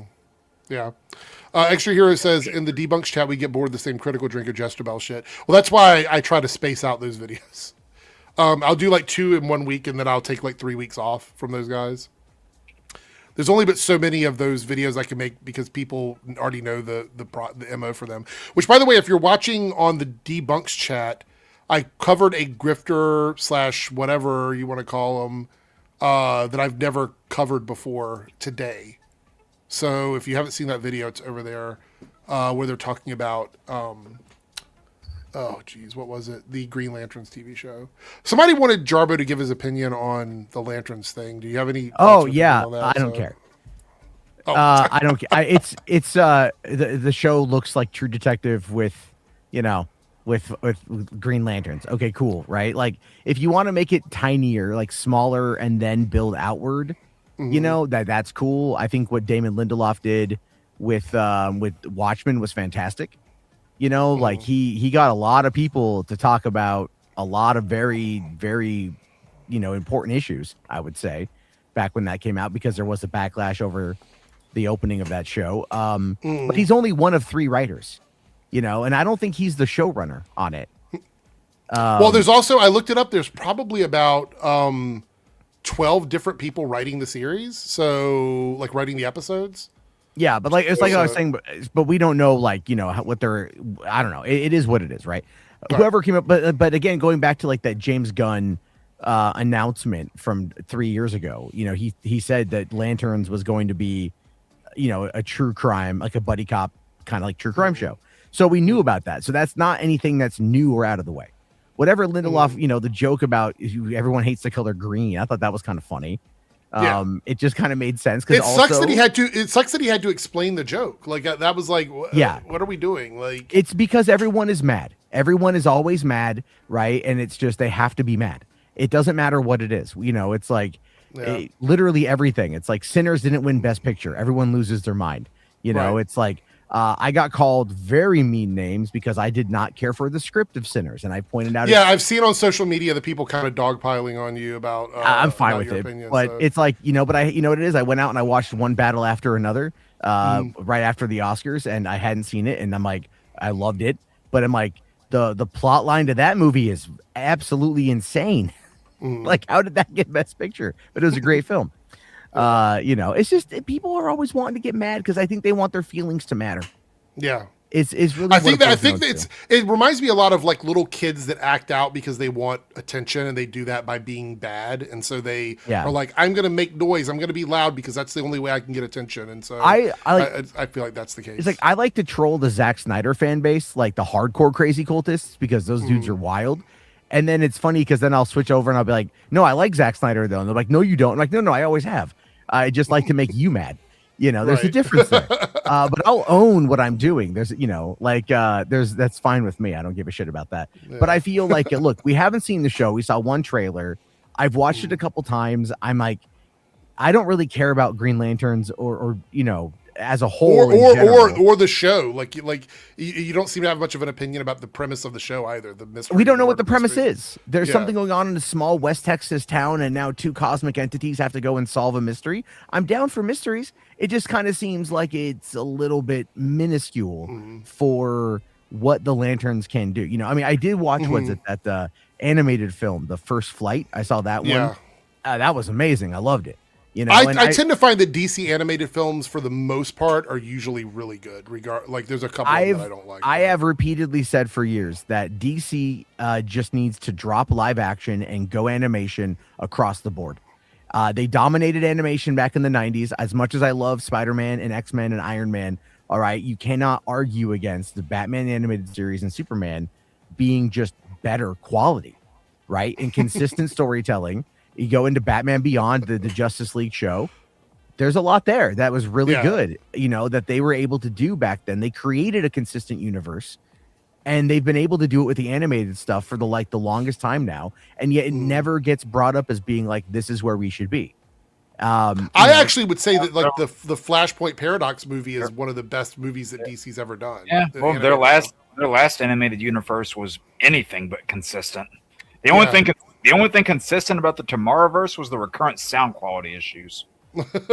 Yeah, well, I like all that stuff because I saw the what was it? I didn't see Flashpoint Paradox. I've heard good things about that one. Oh my god, it's incredible. The one that got me was The Dark Knight Returns. I watched both of those one night, and I immediately went out and bought it on Blu-ray. You know what I mean? Like, I freaked that thing's so good. It's not necessarily connected to that, but it's like the stories told in animation can do things that the live action can't do based on budget. Yeah, and they've always been able to convey Marvel's never really leaned in to the animated features on home video. You had a couple of Wolverines, or the Hulk versus Wolverine, the Hulk versus Thor, I think is what it was, right? And then you had like some Iron Man stuff, and there was the Ultimate Avengers 1 and 2, but it was so minimal on anything involving feature length. And then when Marvel bought Disney, like the first feature length animated film that came out was this it was an anime. It's like Punisher and Black Widow. And I remember that. Yeah. It was so bad. Yeah, I remember those. And it's like nothing, it never compares to DC, but yet it's like, no, we need to do live action all the time. And it's like, you really shouldn't, because you're never going to compete with Marvel in the live action front. It's just not going to happen. It's so fractured over all these years that more people are tuning out than tuning in. Trying to have a consistent universe between the television side and the theatrical is an idea. But again, Marvel's already faltering with that.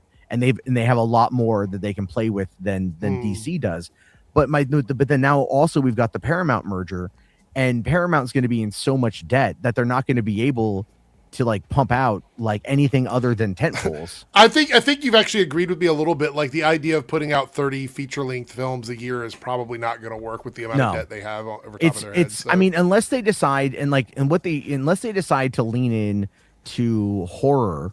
On the Paramount side, because Scream has done well, right? The Smile movies have done well.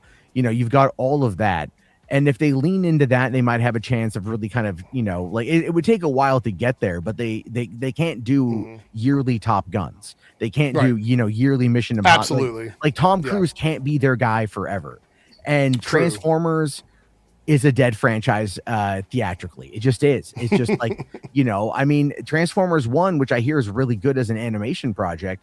It was riding on the backs of Rise of the Beasts and Bumblebee, which were neither good films, and so it's just like they haven't had a hit on that one in a while. I love when Jake shakes his head. If you got like, before we do that, we got a couple super chats, and then we'll do any last minute stuff. But Lone Wolf said, "Did you read my last one? Did I miss it with the $2 super chat?" Yeah, if you're talking about the one where you said the title card thing, I think I pulled it up, but then we didn't actually read it. If you're talking about this one specifically, or I did read it, but we didn't mention it here. Eric should do the title card meme intro in a review, please, and more Jarbo, please. I love the commentary you're providing good vibes. Thank you. From you. Hearts. Well, I've actually been on Jarbo's stream at least once, I think, before. So definitely check that out. Yeah, I am an asshole, but I'm not that much of a prick. Yeah. That's did we do this one? I think an animated reboot of Buffy as well as Angel based on the comic book follow-ups Code of War. Yeah, we did talk about that one. Thank you, Staggervore. We do have another one here from Lone Wolf. $5 super chat. I was hoping Marty Supreme would take Best Picture. Jarbo, do you think One Battle deserved the win? If not, what would you pick? I heard some say Hamnet, which, by the way, if you want to watch it, it's on Peacock. Hamnet's on Peacock app right now. So, I mean, honestly, for me, I only just saw One Battle After Another after it won. And the only other one that was nominated I'd seen was Sinners. And I have a lot of issues with Sinners' third act that I think kept it from the win. I generally don't tend to watch a lot of the Best Picture nominations because they don't feed my interests. And I'm not going to, if it doesn't feed my interests, I'm not going to seek it out. I've said before that I'm not a big follower of award bait. I typically just try to watch what I want to watch, so I don't do that. But it's like I hear Hamnet's good. Okay, I'll get around to it at some point in time, but I'd rather watch Predator Badlands. Right. I'd rather, and I got to be in the right mood for it. It's just because I don't. Yeah, you're right. These are movies that are made with a particular audience in mind, and it's I don't. There's a lot of stuff to watch, and I don't feel like watching something I'm not interested in, I guess. Yeah. All right, so we are towards the end. Jake, did you want to say anything? You shook your head about Bumblebee. Did you want to say something about that before we wrap it up? Well, I mean, yeah. Well, the reason Transformers 1 didn't do good at the box office is because there was next to no marketing for it. They set that movie to die. Yeah, the small word of mouth that did come out of that movie wasn't enough to save it. Bumblebee's arguably the only live-action Transformers film worth watching. I disagree, but I disagree from a story-based perspective. The story was written for children, not even it was for 5-year-olds. That movie was written for 5-year-olds. Why do you think the Transformers IP was made to begin with? To sell toys to children. I know I'm a child of the 80s, but my point is that you are looking at trying to put a franchise, and this goes back to the whole thing with I disagree with Arik about this in regards to Star Wars. You do not try to bring in new audiences by appealing to them on older franchises. It's not going to work. What you have to do is appeal to the older generation who grew up with that has that nostalgia. Get them excited, and they're your ambassadors. That's that how it generation's works. never going to be happy when you look at the large majority because they're just going to compare it to what they knew. That's perfectly fine, because they're also going to get a lot of what they also get their influences from their family, from from like their moms, their dads, their uncles, their grandmas, their grandparents. We show how, okay, like, you guys have kids? Nope. I have grandkids. Okay, grandkids, right? Okay, you know what? I showed my daughters 3 Ninjas recently because I thought, you know what? It's a fun movie. It's on YouTube. We'll give it a watch. They watched it 2 more times the next day. That's when we do movie and popcorn night. My 6-year-old is always like, let's do 3 Ninjas. They love it. They love Ninja Turtles from 1990 because I showed it to them. Because I'm like, oh, no, this is what I had. This is what I loved when I was a kid. And you show it to them and you bring the excitement. That's what I'm talking about. The excitement is far more of an aphrodisiac than the negativity. And I actually don't disagree with you completely, but I don't think that's enough. I think there has to be some appeal to a more recent audience also. Like, not everything has to be made for that specific reason, is what I'm saying. Sure. Like, if they want to make, like, Strange New Worlds to me is more akin to like old Trek, right? That to me feels like it's more like the older style. And Trek. that's the one that's getting the most love. Which is fine. I don't have an issue with that. But I think Starfleet Academy, it's okay to have something that isn't that as well. Sure. That's how I look at it. And this, I mean, I've tuned out with Discovery, so I'm not even I don't even watch any of this. And it's not I'm not a fan the of first season of Discovery is so rough. It's so well. fucking Well, rough. I made it halfway is. through. And it was. I'll tell you this. I didn't hate it. What got me was like the constant negativity surrounding it online. I'm like, I don't even want to engage. I don't want to even watch it.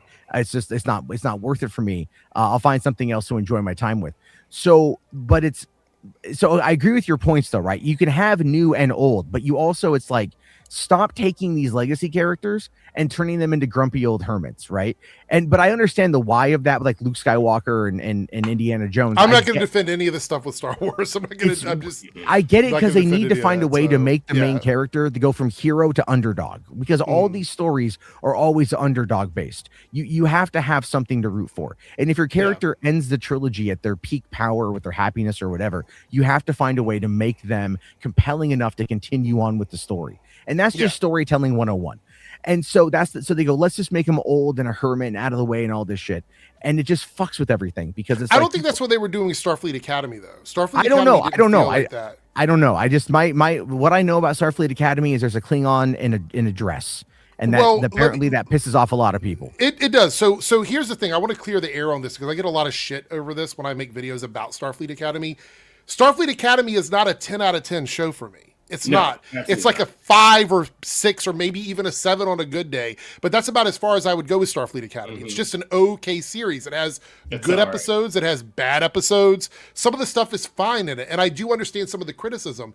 But I think there's an unnatural, like unhealthy obsession with going so hard against it. Like, I think that's weird. Like, if you don't like it, that's fine. You can move on. But there's an entire ecosystem that exists strictly to hate things like Starfleet Academy, right? So, like, I'm not saying that Starfleet Academy is a great Star Trek show. I'm saying that it's okay, and there's a lot of people that love it. If Joe were here, he would tell you that he watches it with his kids, and they love that show as well. And he's watching it through their eyes because they're watching it for the first time, and that's fine too. So I'm not defending Starfleet Academy. I think Starfleet Academy is a absolutely fine show. It's just okay. I think the issue in today's world is that okay is no longer acceptable. It either has to be perfect or it has to be shit. And I reject that. Yeah. I reject that entire premise. That's not the way I view media. Where do you think the whole term underrated came from? Because something was in between shit and perfect. Right. No, I agree. People like to over abuse the hell out of that term, but it wouldn't exist if everything was on one end of the spectrum or the other. Well, I honestly do live by the idea that there is no such thing as a bad movie. And I say that through the lens of, if people go into making a movie with the best of intentions, it doesn't always turn out the best. Make no mistake about that. But if you go in with the best of intentions, you want to tell a good story, you want to do this, you want to do that, then I don't think we can look at it through the lens of anything other than trying to be entertained by what they're showing us. You know, I used to manage a drive-in movie theater. I was there for a very long time. and I've seen like 2,500 to 3,000 movies throughout my life. So I've watched a lot of good, I've watched a lot of bad, and I've watched a lot of in between. But I've always gone into everything with like the please don't suck mentality. That's me too. That's the same way I view everything. Like Ghostbusters 2016, for example, because that's coming up on 10 years. Man, I covered the shit out of that movie, right? You know that, Art. Like that's how I found your content, was through that. And I still went into that movie with my fingers crossed, going, please don't suck. Like, let me be wrong. I don't want to not like a Ghostbusters movie. You know, and then it was not good. But that's, again, I went in with the best of intentions, trying to like it, you know. And I think if we would look at things, and this is what I say, because I have to go, I have my stream, but I would say that my best advice to give anybody is don't read reviews. Honestly, don't read reviews like before you see something. Only read them after you see it to see if it matches your thoughts. Other than that, go in as blind as possible. Before you go, Matt, make sure you shout out your channel so people know. Oh yeah, $3 Theater. It's 3BUCK Theater. I'm going to be going live here in a minute.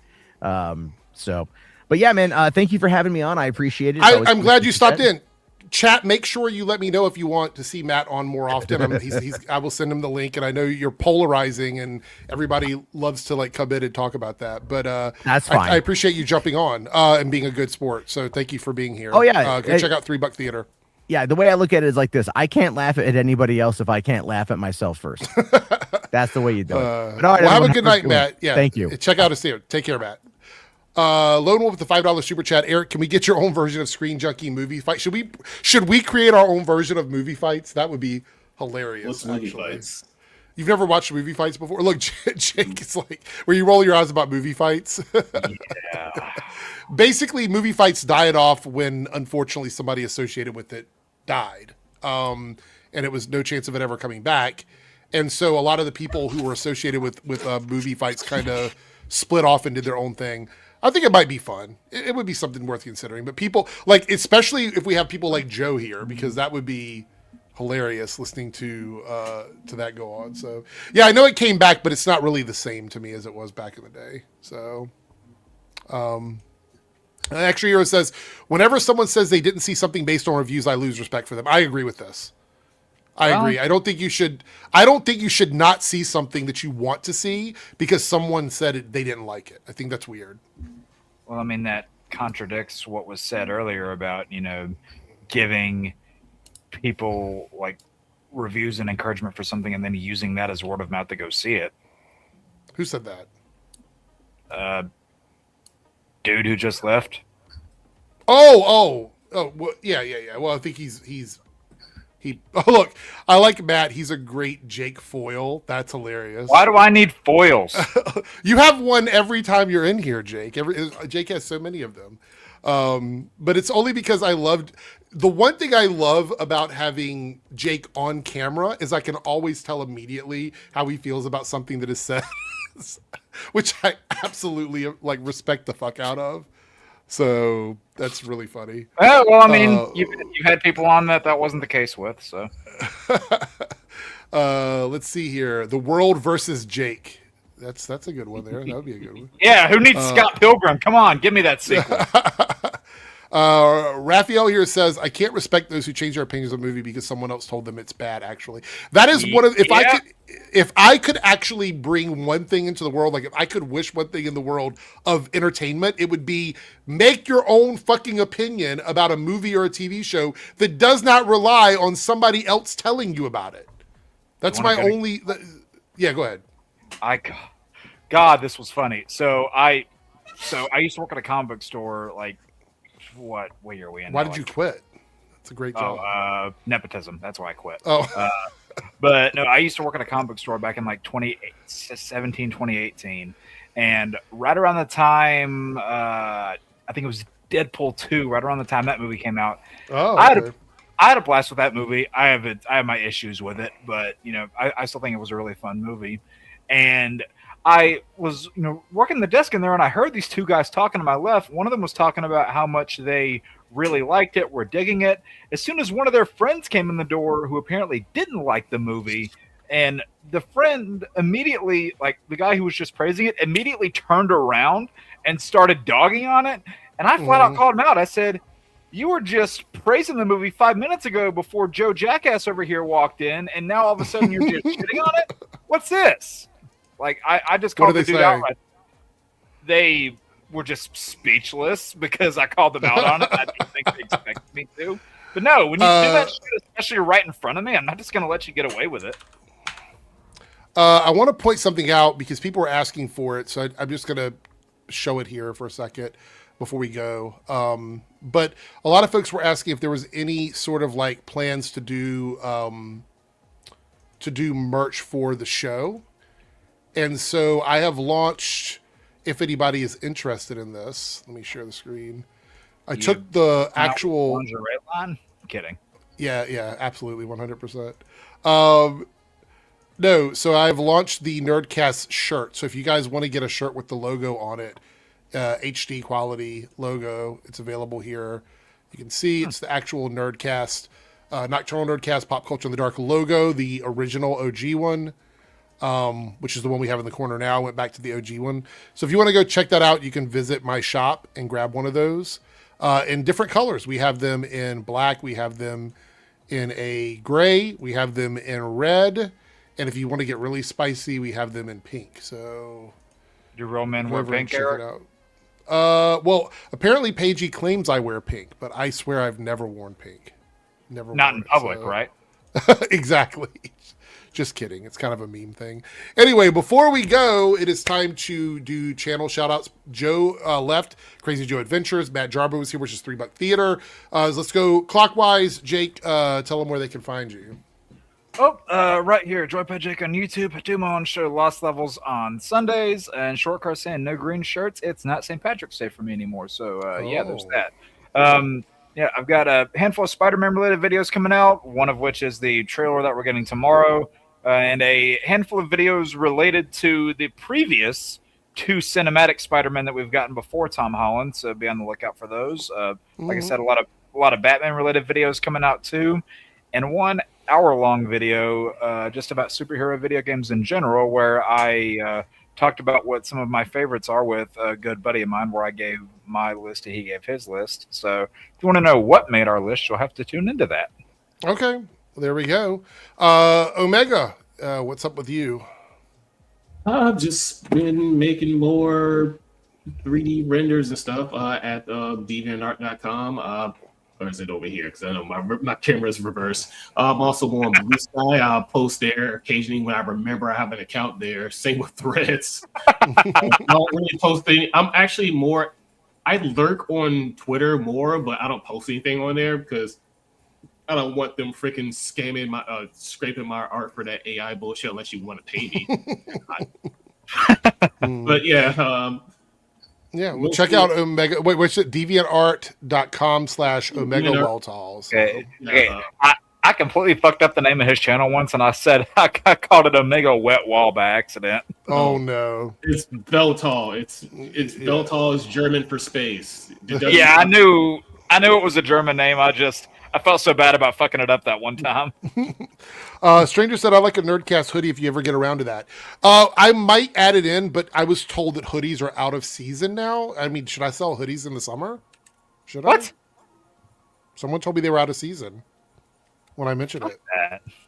Okay, well, I might add it to the shop. I'm getting ready to add the new updated board hats this week as well.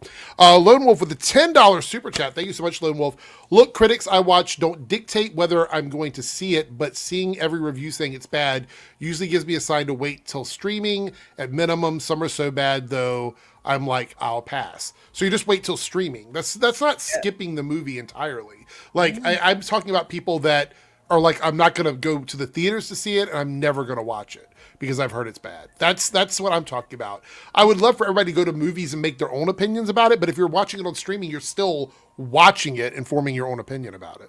Yeah, I just wish we would stop having people that always let their shit be influenced by a fucking Grace Randolph or a Jeremy Johns or a John Campea or whoever the fuck ever, and just make your own mind. Yeah. I still encourage people, like, if you want to see something and I say it's shit, don't listen to me. Go still see it if you want to see it. Yeah, like, still kind of. Yeah, it's like I always bring up Starfleet Academy. I went in ready to hate it, and I ended up thinking it was all right. Yeah, that's cool. All right.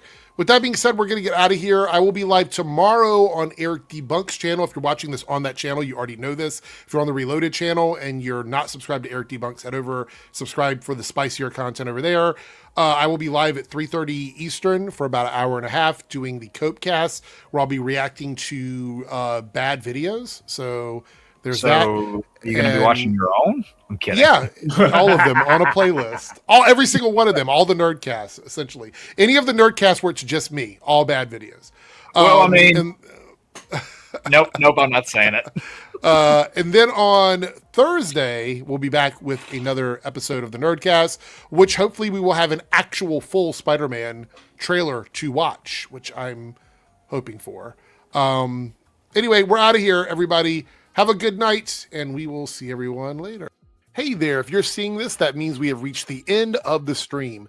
Thanks so much for your continued support with comments, likes, subscriptions, super stickers, and super chats.